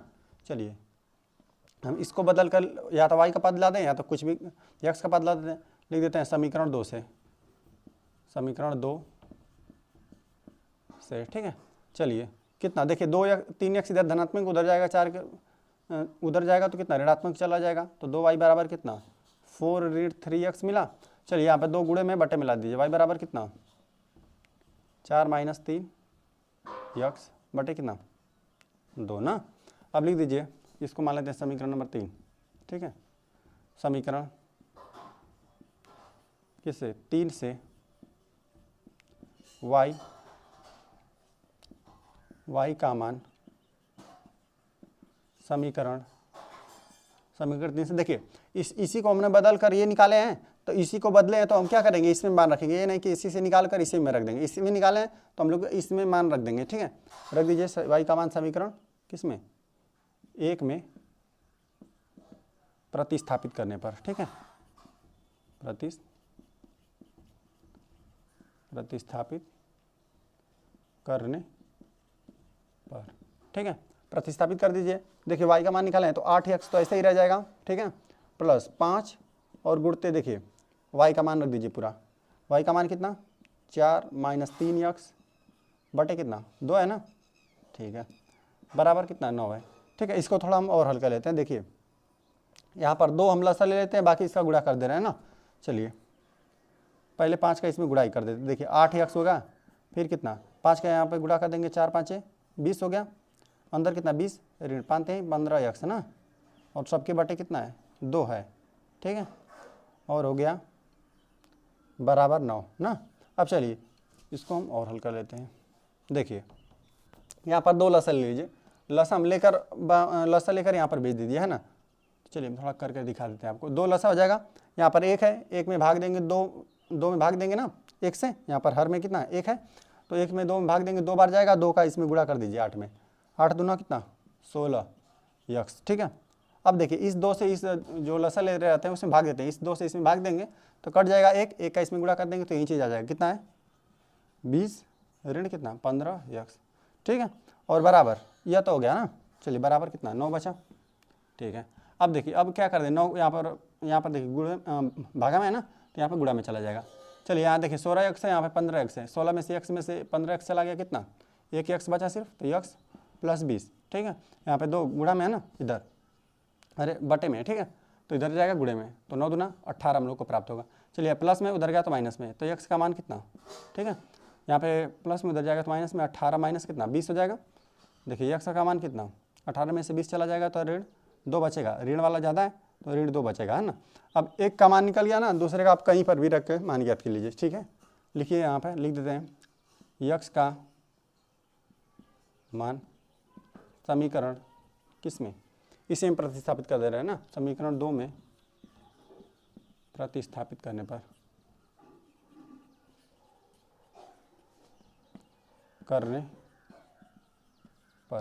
ठीक है, प्रतिस्थापित कर दीजिए। एक्स का मान कितना, ऋण 2 ना, चलिए यहाँ पर 3 है और ऋण 2, ठीक है, प्लस कितना 2y बराबर कितना 4 है। चलिए यहाँ पर देखिए 3 का इसमें गुणा कर देंगे तो ये कितना 3 दूना 6, ऋण 6 हो गया, प्लस 2y बराबर कितना 4, ऋण देखिए ऋण में इधर उधर जाएगा धन में हो जाएगा, 2y बराबर कितना 4 धन 6 2y और 6 4 कितना 10, 2 से इसमें भाग दीजिए, कितना हम लोग को प्राप्त होगा, y का मान कितना हम लोग को मिल जाएगा 5, ठीक है। ये हम लोग का हो गया हल ना। अब देखिए आइए अब इसको देखिए, ये तो हम लोग का क्या हो गया, प्रतिस्थापन विधि से ना, अब वज्रगुणन विधि से हम लोग हल कर लेते हैं, ठीक है। चलिए तो लिख दीजिए, ठीक है। तो पहले देखिए हम थोड़ा समीकरण 1 2 को बदल लेते हैं ना। देखिए हम इसको क्या लिख सकते हैं, चलिए इसको इसी को बदल कर इधर हम क्या, अब a1 a2 b1 b2 हमको तुलना करना होता है वज्रगुणन विधि में ना, तो हम क्या कर लेते हैं, इसको थोड़ा बदल लेते हैं, थोड़ा लिख देते हैं इसको, कितना 8x फिर कितना प्लस 5y, फिर देखिए इधर प्लस में उधर इधर आएगा तो माइनस में, माइनस कितना 9 बराबर 0। ये हम लोग का बन गया समीकरण 3 तक दिए है ना। चलो इसको समीकरण 4 दे देते हैं। चलिए यहाँ पर कितना 3x, ठीक है, और यहाँ पर कितना प्लस 2y और यहाँ पर कितना ऋण 4 बराबर 0 ना। ये समीकरण हम लोग का 5 हो गया। लिख देते हैं किससे, वज्र गुणन विधि द्वारा हल, ठीक है।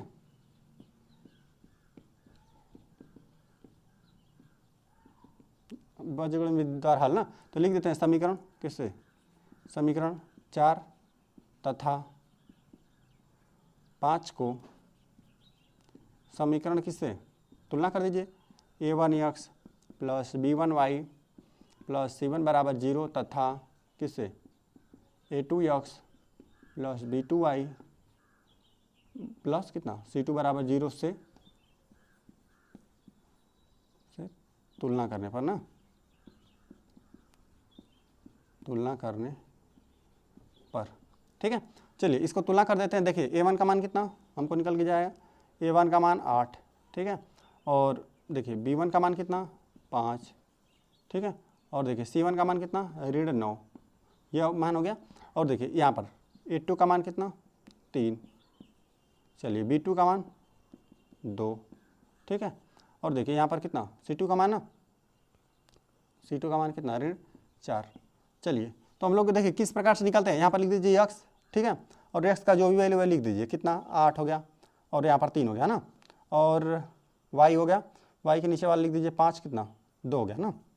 चलिए यहाँ पर कितना 1 लिख देते हैं, है ना, इसके लिए कितना ऋण 9 और कितना ऋण 4 ना। तो देखिए हम x का निकालते हैं। देखिए x बराबर जब भी निकालते हैं तो क्या करेंगे, x वाले को छिपा देंगे, इस वाले को फिलहाल में भूल जाएंगे ना। फिर इसके आगे क्या है, इसका ऐसे गुणा करते हैं, ऊपर से नीचे गुणा कर दीजिए और माइनस में देखिए 4 5 20, ऋण 20 हम लोगों को प्राप्त हुआ। और देखिए फार्मूला में ही माइनस होता है, बाकी जो ऐसे चीज़ है वो माइनस कर दीजिए, कितना 9 दूना 18 ना, और 18 माइनस के साथ आएगा, इस माइनस को क्या कर देगा प्लस कर देगा, 18 हो गया प्लस का बटे, हर में इसका वाला होता है, एक जो संख्या वाला रहता है ना इसके आगे हम लोग का क्या मिलेगा, यही दोनों चीज़ मिलेगा, इस दोनों को माइनस करिए। अब इसको तो देखिए, तो अब क्या करना है, अब हमको इस हर में लिखना रहता है, तो अब इसको लिखना रहता है, तो देखिए इसको भूल जाइए, जो जिसका लिखना रहता है ना, हर में क्या रहेगा, इन दोनों का एक्स वाई का होगा, तो कितना 8 दूना 16 लिख दिया हमने। चलिए 16 और कितना 8 दूना 16 और माइनस का चिन्ह, ठीक है, और ये चीज़ माइनस में ना, ये वाला तो हो गया प्लस में, ठीक है, और ये वाला माइनस करके रहता है 5 कितना 15, ठीक है। चलिए यहाँ पे ऋण 20 है और कितना ऋण 20 और धन 18, हमको ऋण 2 प्राप्त होगा, ऋण वाला ज़्यादा है ना, और बटे कितना देखिए 16 में से 15 चला गया तो कितना 1 ही बचेगा, तो हमको कितना x का वैल्यू ऋण 2 प्राप्त हो गया ना।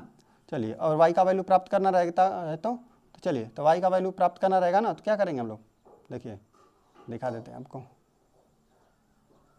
चलिए y का प्राप्त करना है, y को छिपा देंगे, भूल जाएंगे, ठीक है।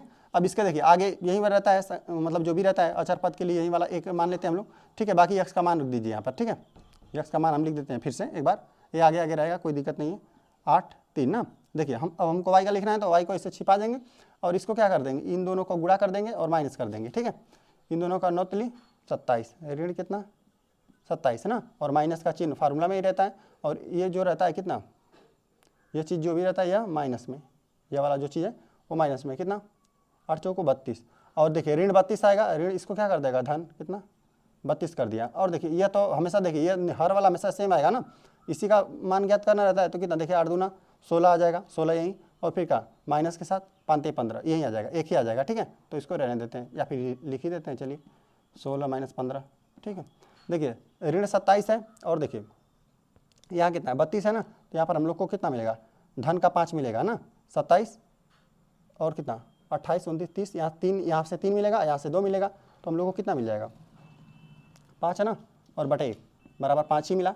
और तो लिख दीजिए कितना, x बराबर कितना ऋण 2 तथा y बराबर कितना 5 प्राप्त हुआ ना।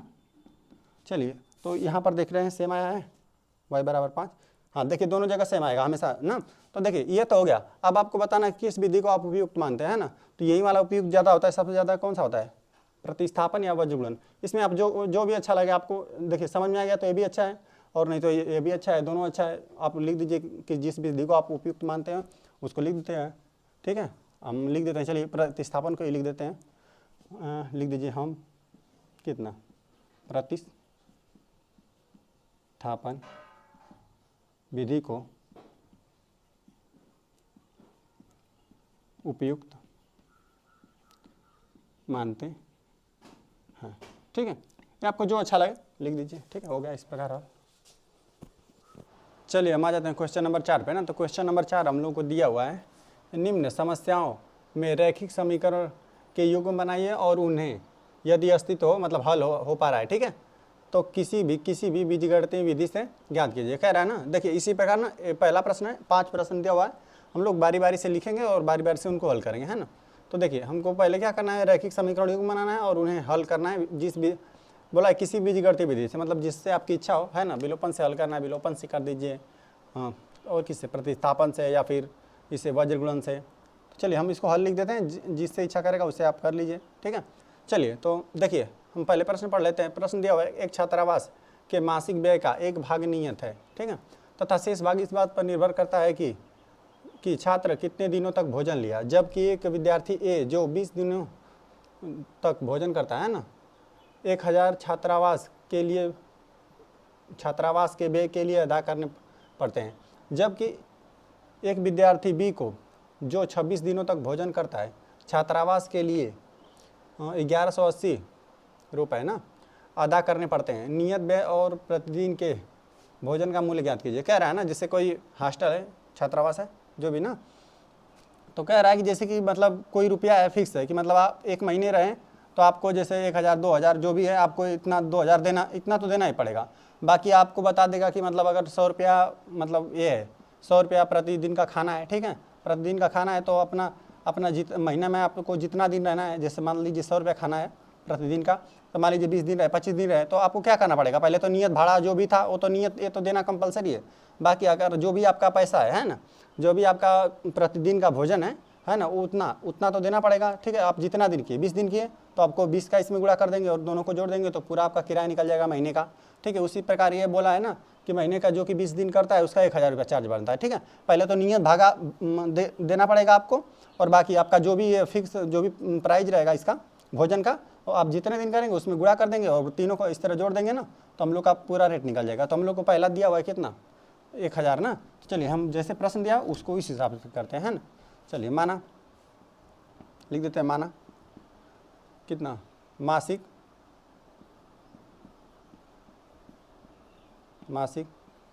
व्यय का नियत भाग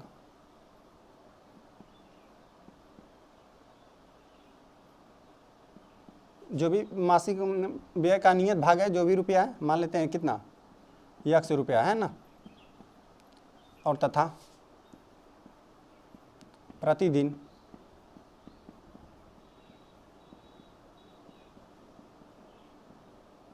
भोजन मूल्य कितना, y रुपया है।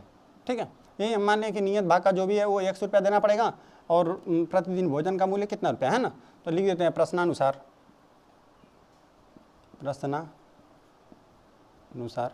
देखिए जैसे बोला है उस तरह करेंगे। जब कि देखिए बोला है ना, जबकि एक विद्यार्थी है ना, शेष इस पर निर्भर करता है कि कितने दिनों तक भोजन लिया। ठीक है, जबकि एक विद्यार्थी जो कि 20 दिनों तक भोजन करता है ना, देखिए अब आपको क्या करना पड़ेगा, जैसे 1000 रुपया दिया है ना, जो कि 20 दिनों तक भोजन करता है, 1000 रुपया छात्रावास के लिए अदा करने पड़ते हैं ना। तो देखिए 1000 दिया, ठीक है, तो देखिए नियत तो जो भी महीने का है ना किराया वो देना पड़ेगा, नियत व्यय जो भी है वो आपको देना पड़ेगा वो पैसा। तो देखिए यक्स दे दिए, नियत दे दिए, ठीक है, और कितना देखिए प्रतिदिन का भोजन का मूल्य कितना है, y रुपया, कर कितना रहा है 20 दिन ना, चलो 20 दिन करा देते हैं इसको, 20 दिन और कितना y, और टोटल कितना दिया, 1000 रुपया दिया।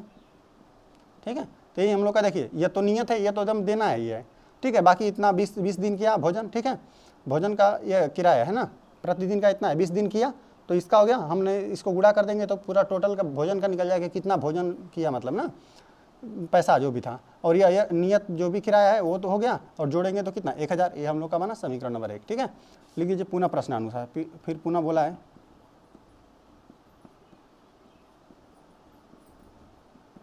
ठीक है, चलिए पुनः प्रश्नानुसार बोला है ना, जबकि एक विद्यार्थी बी को 26 दिनों तक भोजन करता है। देखिए 26 दिनों तक भोजन किया ना, और कितना दिया 1180 रुपया, 1180 ना।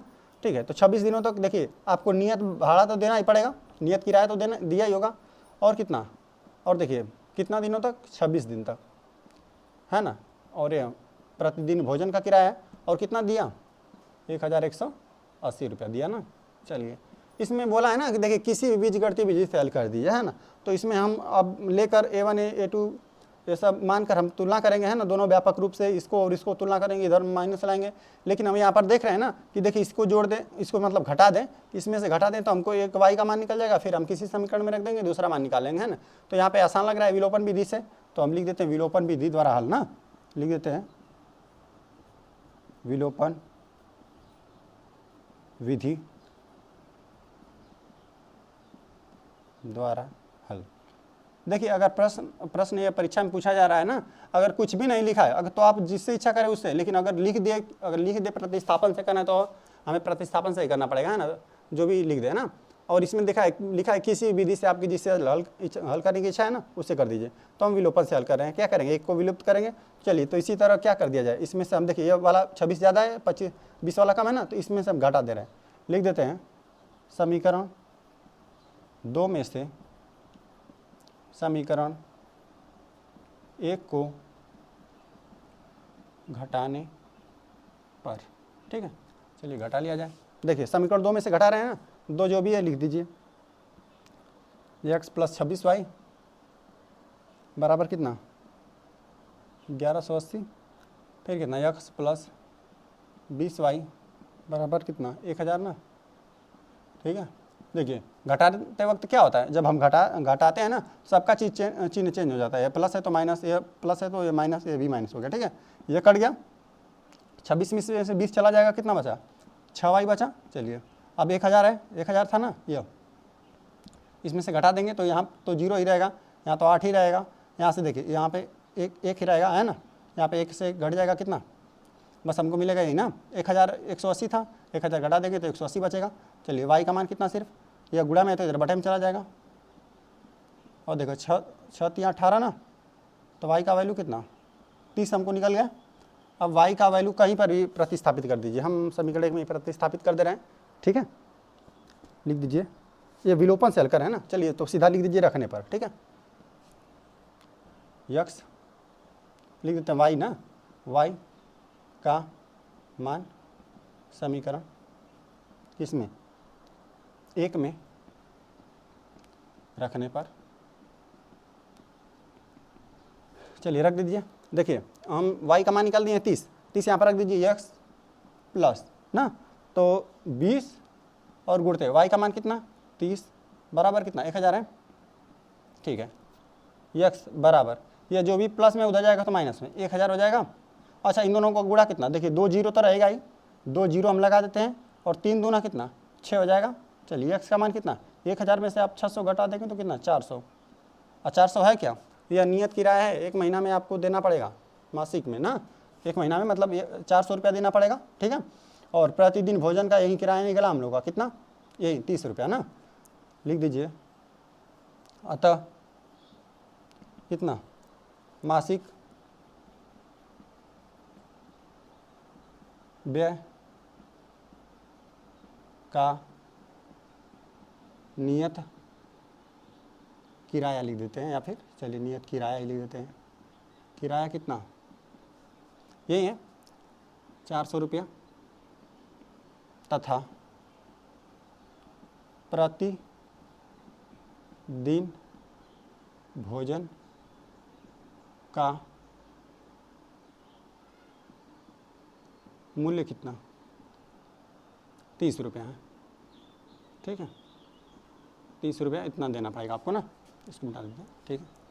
इसी प्रकार करेंगे इसको, ठीक है। चलिए हम लोग आ जाते हैं सेकंड प्रश्न पे। तो सेकंड हमको दिया हुआ है कि देखिए एक भिन्न 1/3 हो जाती है, ठीक है, जब उसके अंश से 1 घटाया जाता है। कह रहा है कि कोई भिन्न है, उसके अंश से 1 घटा देते हैं तो 1/3 हो जा रही है, ठीक है। और वह 1/4 हो जाती है जब हर में क्या 8 जोड़ दिया जाता है, वह भिन्न ज्ञात कीजिए, ठीक है। तो हमको इस प्रकार करना है, चलिए हम लिख देते हैं हल, और अंश और हर मान कर हल कर लेंगे, फिर जैसे प्रश्न कहेगा उस प्रकार से कर लेंगे। चलिए हल नंबर सेकंड है ना। चलिए तो देखिए एक भिन्न पहले तो मान लें, माना भिन्न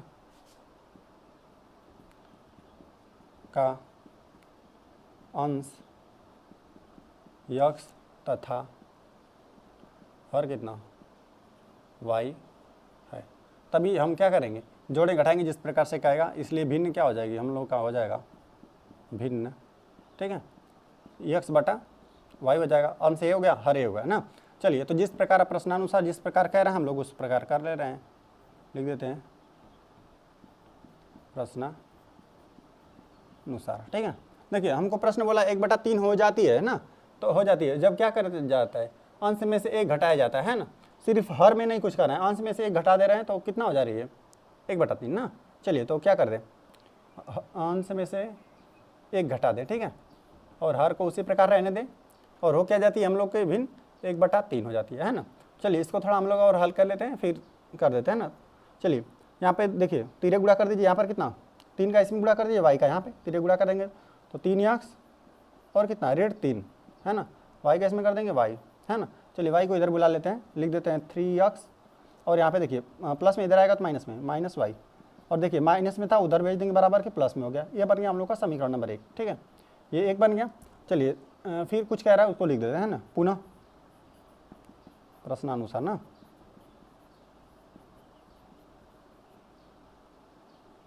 ठीक है, पुनः प्रश्नानुसार क्या बोला हम लोग को, वह 1/4 हो जाती है ना, 1/4 हो जाती है जब हर में 8 जोड़ दिया जाता है। चलिए ऊपर अंश में कुछ नहीं करना है हम लोग को, हर में क्या कर देना 8 जोड़ देना है, तो और हम लोग का वाई है, वाई में 8 जोड़ दीजिए, वाई प्लस 8 ना बराबर कितना हो जाती है 1/4 ना, 1/4।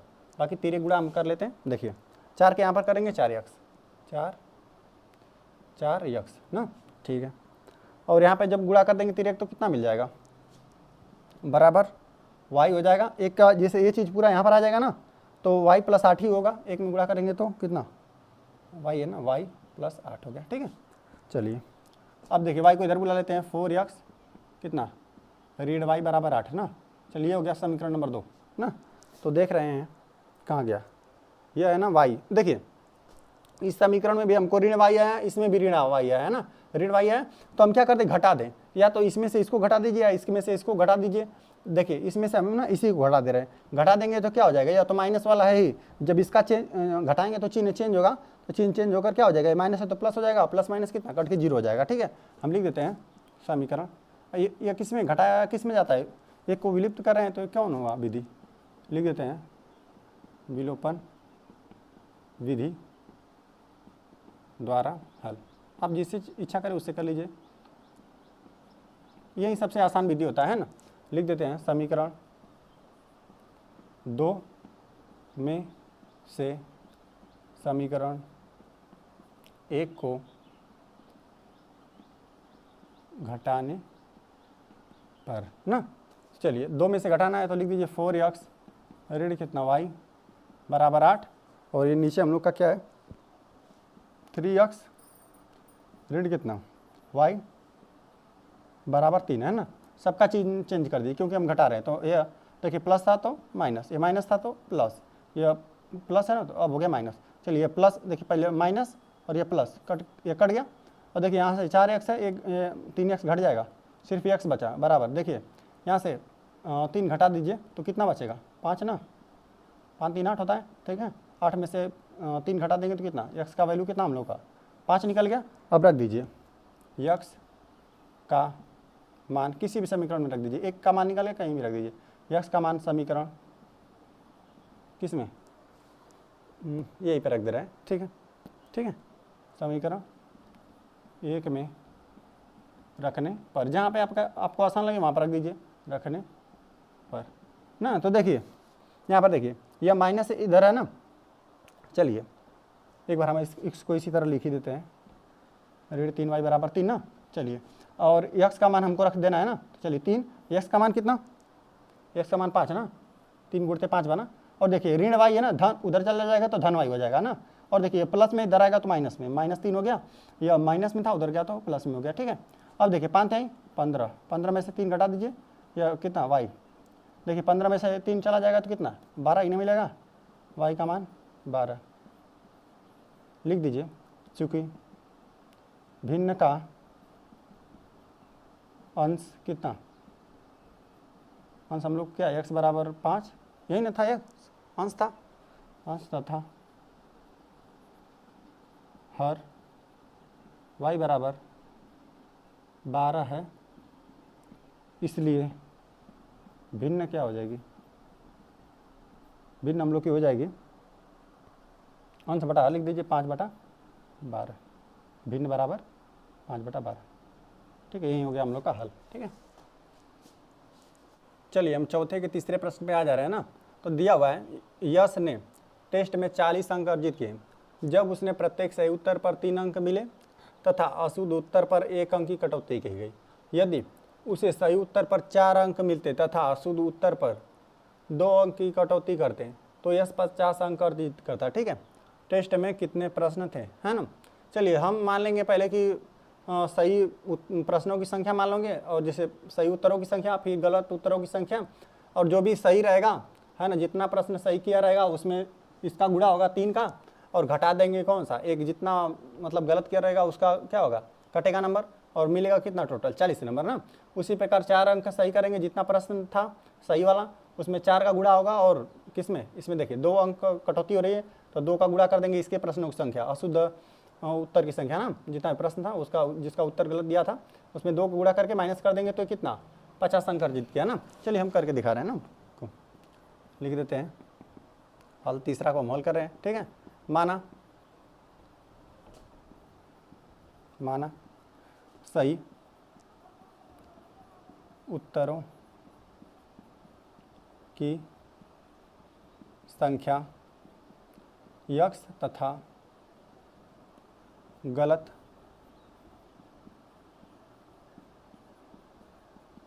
उत्तरों की संख्या कितना है y है।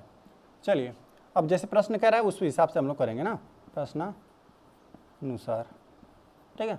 देखिए यश कह रहा है कि टोटल कितना 50 अंक अर्जित करता है ना। चलिए तो हम लिख देते हैं यहाँ पर 50 अंक, 40 है ना, 40 अंक अर्जित करता है, ठीक है। जब उसे सही उत्तर पर 3 अंक मिलेगा, अच्छा सही उत्तर रहेगा तो 3 अंक, देखिए सही उत्तरों की संख्या कितना है x रहेगा, है ना, इन दोनों में यही सेम रहेगा, सही उत्तरों की संख्या यही है और गलत उत्तरों की संख्या दोनों में सेम रहेगा, बस जैसा कहेगा वैसा हम लोग करेंगे। देखिए कह रहा है ना कि जब उसे सही उत्तरों पर कितना 3 अंक मिलता है, तो देखिए x का गुणा कर देंगे, सही उत्तर का यही ना आ जाएगा 3x हो जाएगा, कितना जैसे जितना 3 अंक मिलेगा एक, अब जितना प्रश्नों उत्तरों की संख्या रहेगा और 3 में गुणा कर देंगे तो टोटल हम लोग की निकल जाएगी कितना अंक पाया, ठीक है। तो 3x अंक पा गया, लेकिन देखिए तथा अशुद्ध उत्तरों पे 1 अंक की कटौती हो रहा है ना। तो देखिए प्रश्न गलत उत्तरों की संख्या कितना है y है, तो इसमें 1 अंक की कटौती हो रही है तो 1 का y में गुणा कर देंगे, है ना, और क्या कर देंगे घटा देंगे, घटा क्यों रहे हैं क्योंकि कटौती हो रहा है, ठीक है। बोला है कि तो एक में y का गुणा कर देंगे तो y बराबर 40 ना, थोड़ा इसको पास में लिख ले रहे हैं। चलिए बराबर 40 अंक हम लोग को ये प्राप्त कर रहा है ना। चलिए ये हो गया समीकरण नंबर 1। देखिए पुनः प्रश्नानुसार कह रहा है, पुनः प्रश्नानुसार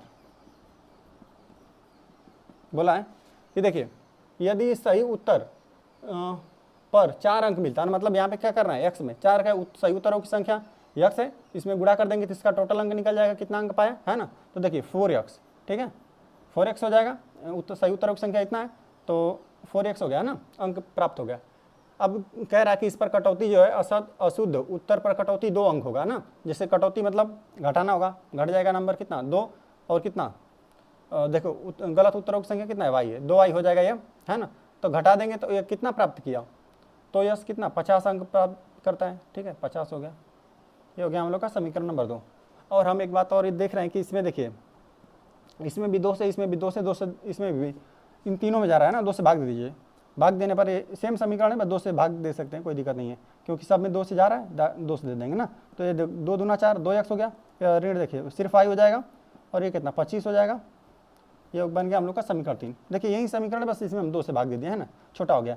चलिए देखिए अब इन दोनों समीकरणों को हल करना रहेगा तो कर देंगे, जोड़ दीजिए, है ना। नहीं घटाना पड़ेगा, घटाएंगे क्यों, ताकि एक का चिन्ह चेंज हो जाए, हम इसका चाहते हैं कि चिन्ह चेंज हो जाए ना। तो यह माइनस हो जाएगा, या प्लस हो जाएगा, तो घट कर क्या हो जाएंगे 0 हो जाएगा, सिर्फ x का मान निकलेगा। फिर आप इसमें मन कर इसमें रख दीजिए, इसमें रखना मन कर इसमें रख दीजिए, तो हम लोग का क्या मिल जाएगा, वो उसका उत्तर मिल जाएगा, है ना। ठीक है, तो चलिए हम कर दे रहे हैं। देखिए समीकरण ये किस विधि से कर रहे हैं हम, लिख दीजिए विलोपन विधि से, विलोपन विधि द्वारा हल, ठीक है। बाकी यहाँ पर कर रहे हैं, ठीक है, विलोपन विधि द्वारा हल कर रहे हैं ना। और लिख दीजिए किस में से किस में घटा रहे हैं। देखिए हम इसमें से इसको घटा दें ना, ठीक है, लिख दीजिए समीकरण किस में, 1 में से समीकरण 2 को घटाने पर ना, घटा दें। देखिए 3x ऋण कितना y बराबर 40 ना, और ये कितना 2x ऋण y बराबर 25। देखिए घटाना है, घटाएंगे तो क्या होगा, 2 को घटाना है तो देखिए सबका चिन्ह चेंज हो जाएगा, यह प्लस था तो माइनस, या माइनस था तो प्लस, या प्लस था तो माइनस, ठीक है। अब देखिए एक तो क्या हो जाएगा, माइनस माइनस प्लस कितना कट के 0 हो गया। चलिए 3x में से 2x चला जाएगा तो कितना, सिर्फ हम लोग का x बचा। चलिए यहाँ देखिए जब यह 40 में से 25 घट जाएगा तो कितना 15 मिलेगा, और x है क्या, सही उत्तर की संख्या देखिए इसके 15 है ना। सही जो भी प्रश्न था उस 15 प्रश्नों का सही उत्तर दिया है उसने, ठीक है। अब चलिए x का मान कहीं पर भी रख दीजिए, x लिख देते हैं, x का मान जहाँ पर आसान लगे वहाँ पर रख दीजिए x का मान। समीकरण किस में हम रख दे रहे हैं, चलिए इसी में रख दे रहे हैं ना, समीकरण किसमें 2 में 3 में ना, 3 में रखने पर, चलिए रख देंगे यहाँ पे। देखिए 2 हो जाएगा और x का मान कितना 15, ठीक है। और देखिए यह माइनस में ना बराबर को उधर भेज देते हैं, कितना प्लस में चला जाएगा, कितना y हो जाएगा, प्लस में उधर चला गया, जो इधर देखिए उधर कितना है, या प्लस में इधर आ जाएगा तो माइनस में, माइनस में कितना 25 ना। चलिए ठीक है, 15 दूना 30 ऋण 25 बराबर y। तो देखिए 30 में से 25 चला जाएगा तो कितना y बराबर कितना 5। अतः लिख दीजिए सही उत्तरों की संख्या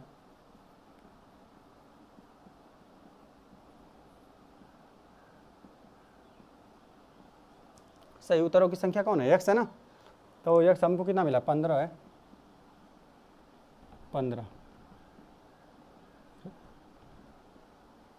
15 है, तथा गलत उत्तरों की संख्या कितना है 5 है। और देख लीजिए हम लोग को आगे पूछा हुआ है ना, टेस्ट में कितने प्रश्न थे ना, टेस्ट में कितने प्रश्न थे, तो देखिए सही उत्तर कितने की संख्या दिया है 15 और गलत उत्तर देखिए कितना 5, तो अतः कितना हो जाएगा, हम लिख दें अतः नहीं लिख देते कुल प्रश्नों की संख्या ना, कुल प्रश्नों की संख्या बराबर कितना हो जाएगा, यही प्रश्न नहीं रहा होगा तो उसका उत्तर दिया होगा ना, सही या गलत दिया होगा। 15 और 5 कितना बराबर 15 प्लस 5 बराबर कितना 20। प्रश्नों की कुल संख्या कितना बराबर 20 हो गया। यही हो गया हल। चलिए आ जाते हैं हम क्वेश्चन नंबर 4 के चौथा प्रश्न पे आ जाते हैं। ठीक है, तो हमको दिया हुआ है एक राजमार्ग पर दो स्थानों ए और बी 100 किलोमीटर की दूरी पर हैं। ठीक है, ए और बी बिंदु हैं, इनके बीच की दूरी कितनी है 100 किलोमीटर। ठीक है, एक कार ए से तथा दूसरी कार बी से एक ही समय पर चलना प्रारंभ करती है ना। यदि वे कारें भिन्न भिन्न चालों से एक ही दिशा में चलती हैं तो वे 5 घंटे पश्चात मिलती हैं। ठीक है, यदि वे विपरीत दिशा में चलती हैं तो 1 घंटे पश्चात मिलती हैं। दोनों कारों की चाल ज्ञात करना है ना।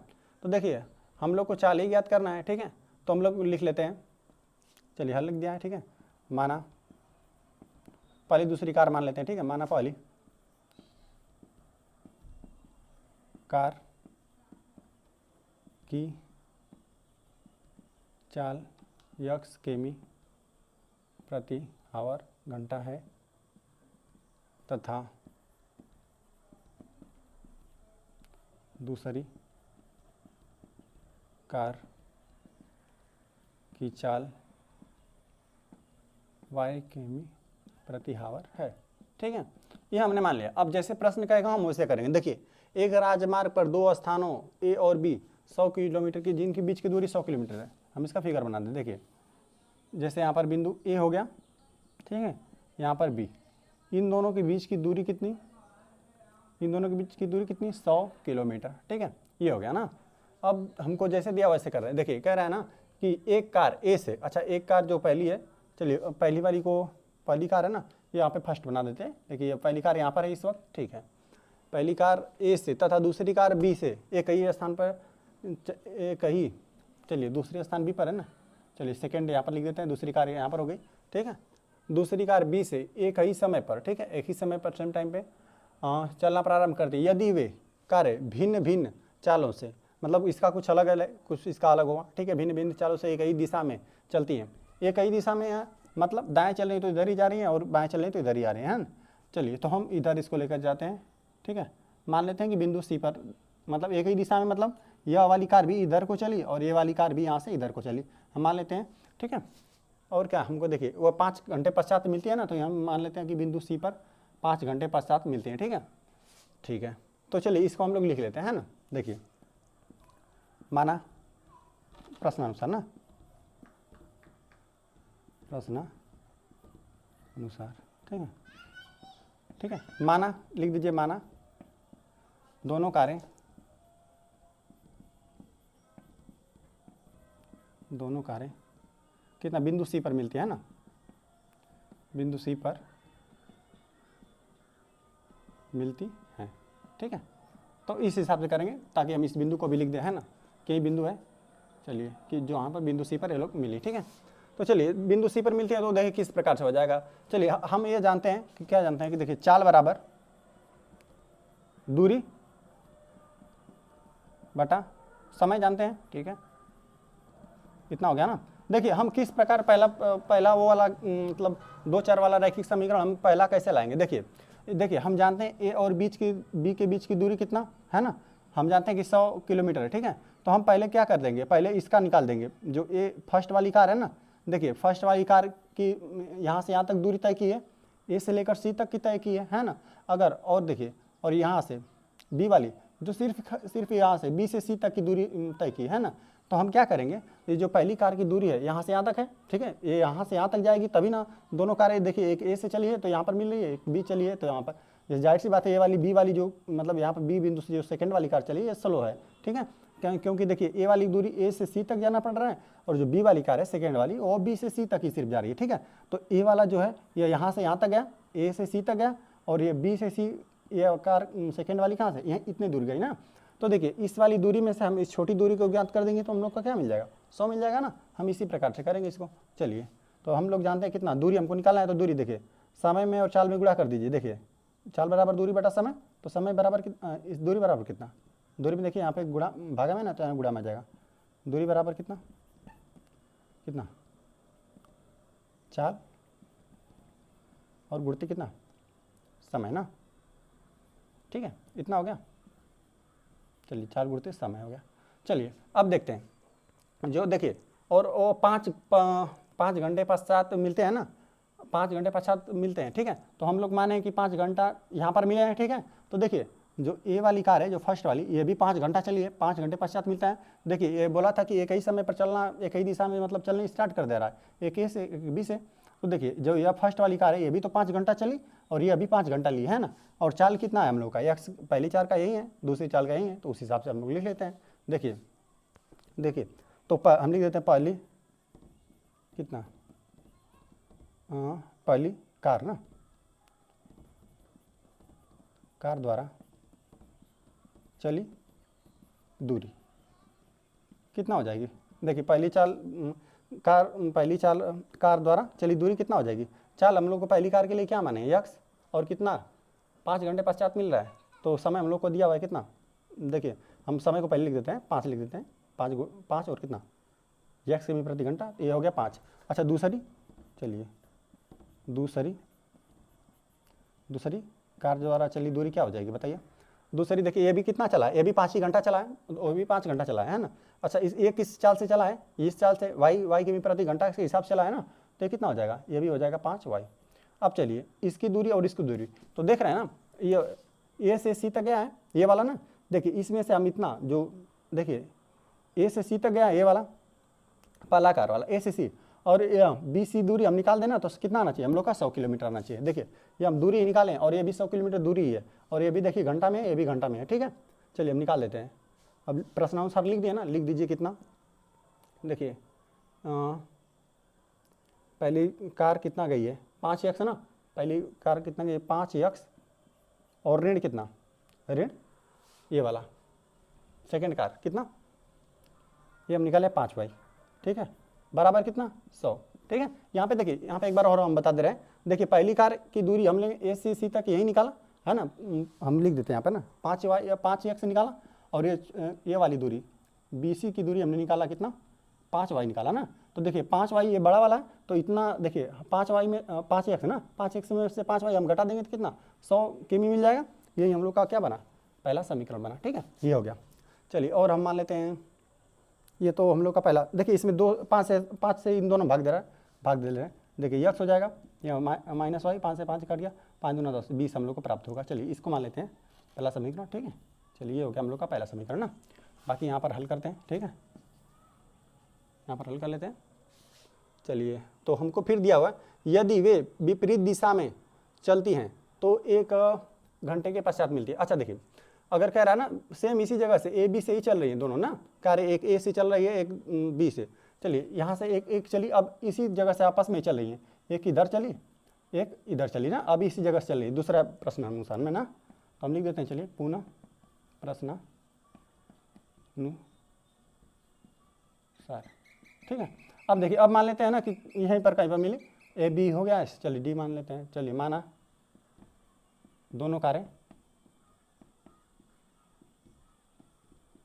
बिंदु डी पर मिलती हैं, ठीक है, बिंदु डी पर, ठीक है, मिलती हाँ, ठीक है, मानते हैं बिंदु डी पर मिलती है ना। तो देखिए इसमें देखिए इस बार जब विपरीत दिशा में चलती है ना दोनों, मतलब विपरीत दिशा का मतलब एक दिशा में नहीं, विपरीत दिशा मतलब एक दूसरे की तरफ तो चलती है ना, तो कितना देखिए 1 घंटा चलता है। तो देखिए अब इसकी दूरी कितनी हो जाएगी, चलिए मान लेते हैं पहली कार की पहली कार द्वारा चली दूरी। अच्छा यह कितना दूरी चलेगी, पहली कार वाली चाल, देखिए यही हमेशा फार्मूला यही रहेगा चाल गुड़ते समय। तो देखिए चाल हम लोग का क्या है, पहली कार का यही है एक्स किमी प्रति घंटा, लेकिन हम लोग को दूसरी बार में समय कितना लग रहा है, देखिए 1 घंटा का समय ले रहा है, दोनों लेगा, ये इधर भी चल रही है तो ये पहली कार भी मतलब समय लेगी 1 घंटा, और दूसरी कार भी इधर 1 घंटा। तो देखिए जब भी हम लोग ना यक्स में 1 का गुणा करेंगे तो हम लोग को क्या मिलेगा, सिर्फ एक्स ही मिल जाएगा, ठीक है, ये हम लोग का समय मिला है। चलिए यही दूसरी हम लिख देते हैं, दूसरी कार के लिए चली गई दूरी बराबर कितना, यह हो जाएगा वाई में हम लोग क्या कर देंगे 1 का गुणा कर देंगे, ये भी 1 घंटा ले रहा है समय, ठीक है, इतना हो गया। अब देखिए अब दोनों इधर आकर बिंदु डी पर मिला है ना, तो देखिए दोनों का दूरी जब ही हम जोड़ेंगे ना, एक ए से चला एक बी से चला, तो ये कितना दूरी पूरा है 100 किमी ना, तो यहाँ लिख दीजिए कितना एक्स प्लस वाई बराबर 100, ठीक है, ये हम लोग का बन गया समीकरण नंबर 2। अब चलिए कुछ कर दें, दोनों को जोड़ देंगे तभी भी आ जाएगा ना। देखिए दोनों समीकरण को हम क्या कर दें, जोड़ दें। और किस मतलब किस, देखिए किस बीजगणितीय विधि से आप हल करें ये भी हमको बताना है। तो चलिए लिख देते हैं विलोपन विधि द्वारा हल ना, विलोपन विधि द्वारा हल, ठीक है। चलिए विलोपन विधि में हम क्या करते हैं, जोड़ घटाकर एक को विलुप्त कर देते हैं। तो चलिए देख रहे हैं ना, सिंपल, देखिए ऋण y है, वहाँ पे धन y है, जोड़ दें तो क्या हो जाएगा, हो जाएगा। चलिए लिख देते हैं समीकरण किसको, 1 तथा 2 को जोड़ने पर, ठीक है, जोड़ने पर ही हो जाएगा। चलिए जोड़ देते हैं। देखिए x माइनस वाई बराबर कितना, 20 है। चलो और दूसरा कितना है, x प्लस वाई बराबर 100, ठीक है। जोड़ देते हैं, चिन्ह सेम ही रहेगा इसमें, ये दोनों कट गया, प्लस माइनस कट गया, कितना 2x बराबर, देखिए 100 में 20 जोड़ेंगे 120, ठीक है। मतलब x का मान कितना 60, चलिए 60 आ गया। और बाकी हम थोड़ा यहाँ पे कर लेते हैं ना, क्योंकि दिखाई नहीं देगा फिर। चलिए यहाँ पर कर लेते हैं। देखिए x वाला पहली कार का हमको चाल 60 किलोमीटर प्रति घंटा निकल गया, ठीक है। अब x का मान हम कहीं पर रख देते हैं, चलिए यहीं पर रख देते हैं, पहले इसी में रख देते हैं ना, समीकरण 2 में लिख देते हैं x का मान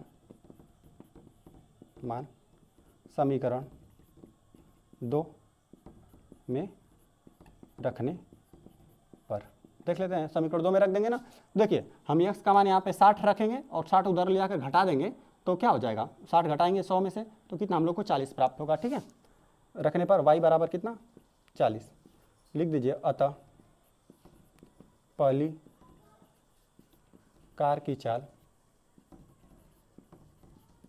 कितना, पहली कार का हमको कितना निकला, x है तो कितना, पहली कार का चाल x किलोमीटर प्रति घंटा मतलब 60 किलोमीटर प्रति आवर, ठीक है। तथा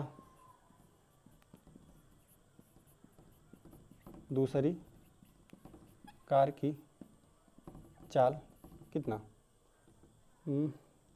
ये पहली कार की यही निकला है, दूसरी कार का ये वाला है y ना, तो दूसरी कार की चाल कितना 40 किमी प्रति आवर है, ठीक है। यही हो गया हम लोग का हल, इसी प्रकार करेंगे इसको। चलिए चौथा प्रश्न के हम 5वें प्रश्न पे आ जाते हैं ना। इसमें दिया हुआ है हम लोग को कि एक आयत का क्षेत्रफल 9 वर्ग इकाई कम हो जाता है यदि उसकी लंबाई 5 इकाई कम कर दी जाती है और चौड़ाई 3 इकाई बढ़ा दी जाती है। यदि हम लंबाई को 3 इकाई और चौड़ाई को 2 इकाई बढ़ा दें तो क्षेत्रफल कितना 67 वर्ग इकाई बढ़ जाता है। आयत का विमाई ज्ञात करनी, मतलब लंबाई चौड़ाई हम लोग को ज्ञात करना है ना। चलिए जैसे जैसे बोल रहा है वैसे वैसे हम लोग समझ लें। देखिए कह रहा है कि एक आयत का क्षेत्रफल 9 वर्ग इकाई बढ़ जाता है जब इससे लंबाई चौड़ाई में कम कर लेते हैं ना। तो चलिए हम मान लेते हैं, देखिए यह आयत है, ठीक है। यहाँ पर देखिए यह हो गया क्या, लंबाई मान लेते हैं x ना, तो ये भी x हो जाएगा, चौड़ाई मान लेते हैं y।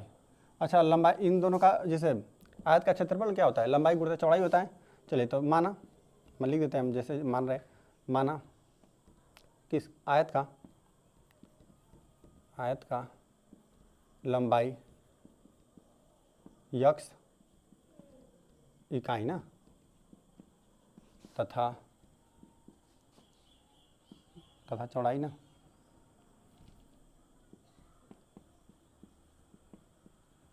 चौड़ाई y इकाई है, ठीक है।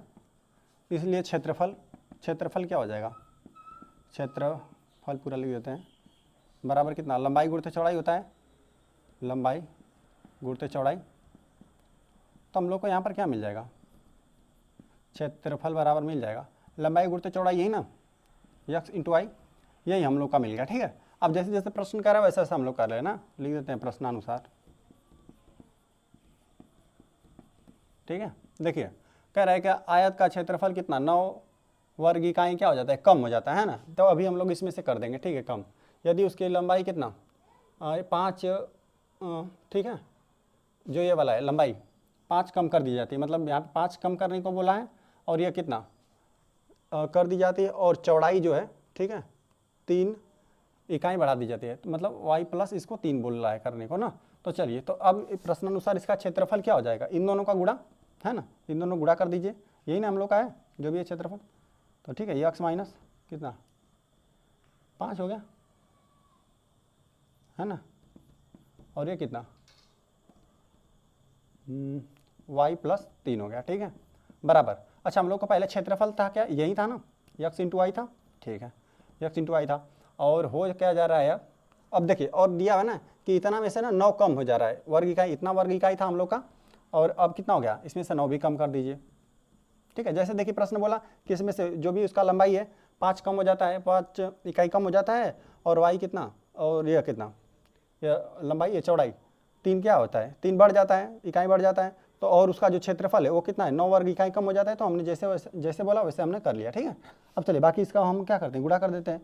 चलिए यहाँ पर देखिए यक्स का इसमें करेंगे तो कितना, यक्स वाई हो जाएगा, ठीक है। इसमें बारी बारी करते हैं, इसको यक्स को उठाएंगे, इसमें करेंगे, चिन्हों का ध्यान रखेंगे ना, और फिर इसमें करेंगे, फिर कितना प्लस 3 यक्स, ठीक है। ऋण यहाँ पे करेंगे तो ऋण कितना 5 वाई, ठीक है।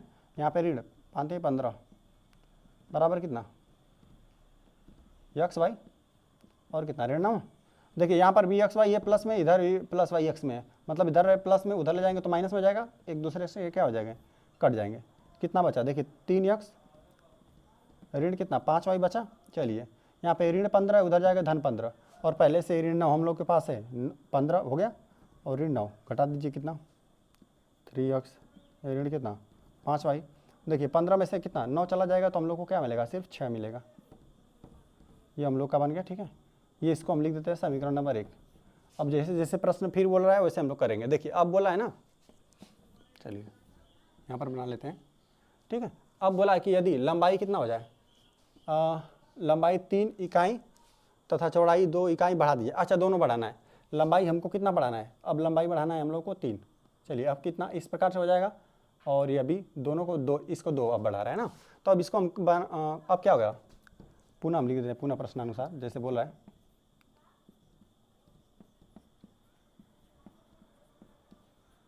तो देखिए लंबाई गुणित चौड़ाई हो जाएगा, कर देते हैं यक्स प्लस कितना 3, ठीक है, 3 बढ़ा रहा है लंबाई, ठीक है, चौड़ाई कितना बढ़ा रहा है 2 ना, तो वाई प्लस 2 हो जाएगा।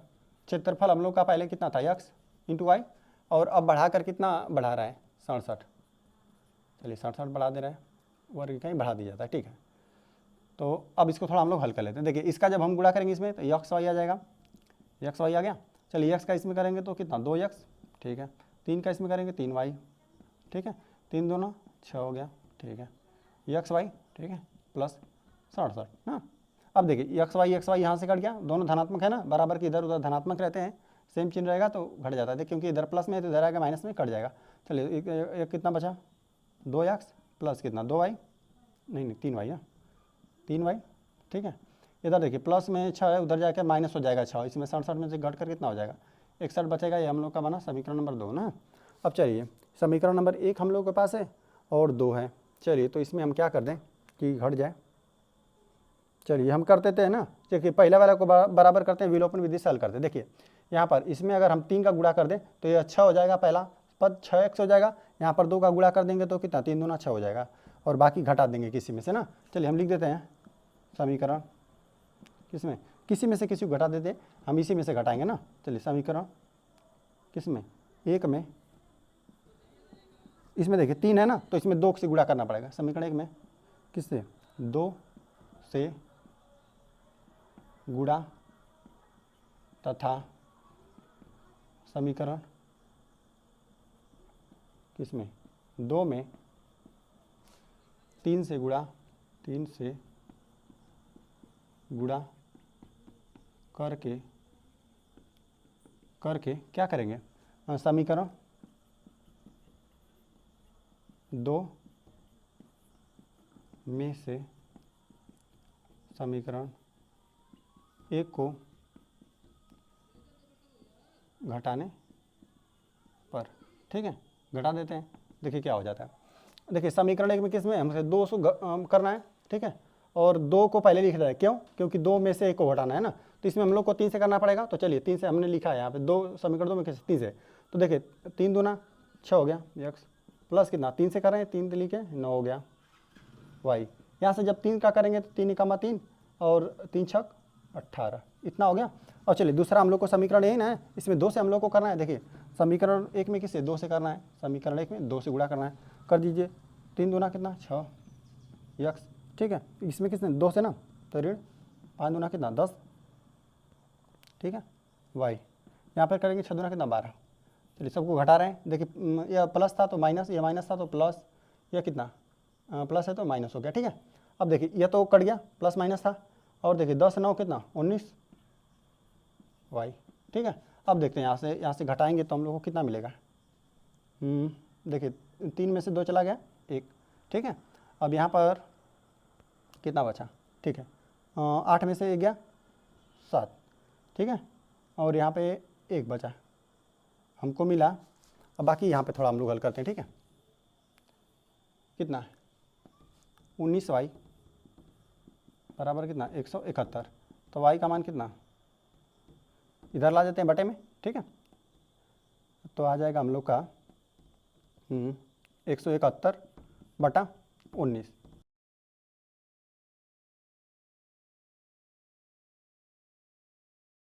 उन्नीस का पढ़ा 9 बार पढ़ेंगे ना तो ये कट जाएगा, ठीक है। 19 9 171 होगा, ठीक है। 19 9, तो वाई का वैल्यू कितना 9 आ गया। एक का वैल्यू निकल गया ना, तो एक का यहाँ पर रख दीजिए, लिख दीजिए क्या, वाई का मान समीकरण किस में, इसमें रख देते हैं, समीकरण 1 में रखने पर ना रख देते हैं। देखिए वाई का मान कितना 9 आया ना, 9 पाँचे, चलिए 3x 9 पाँचे 45 ना, चलिए ऋण 45 रहेगा, उधर जाएगा धन 45, कितना 67 ना, 6 है सिर्फ ना, 9 पाँचे 45, ये आ गया 45, ठीक है। और ये देखिए यक्स, और देखिए 6 5 कितना 11 51 हो गया, ठीक है। और बटे या गुणे में 3 है, बटे में आ जाएगा, बराबर कितना मिल जाएगा हम लोग को, देखिए 3 1 3 3 7 21, इसका यक्स का वैल्यू हम लोग को क्या मिला 17 मिला, जो भी था यक्स हम लोग का था, क्या था लंबाई था ना, लिख दीजिए। अतः आयत की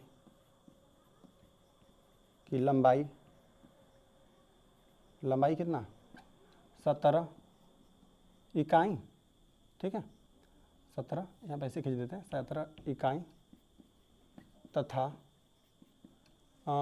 ये कितना निकला हम लोग का वाई क्या था चौड़ाई ना, लिख देते हैं, तथा चौड़ाई 9 इकाई है, ठीक है। यही हो जाएगा हम लोग का हल, दोनों भी वाई हम लोग को निकल गए, ठीक है, यही हो गया हल।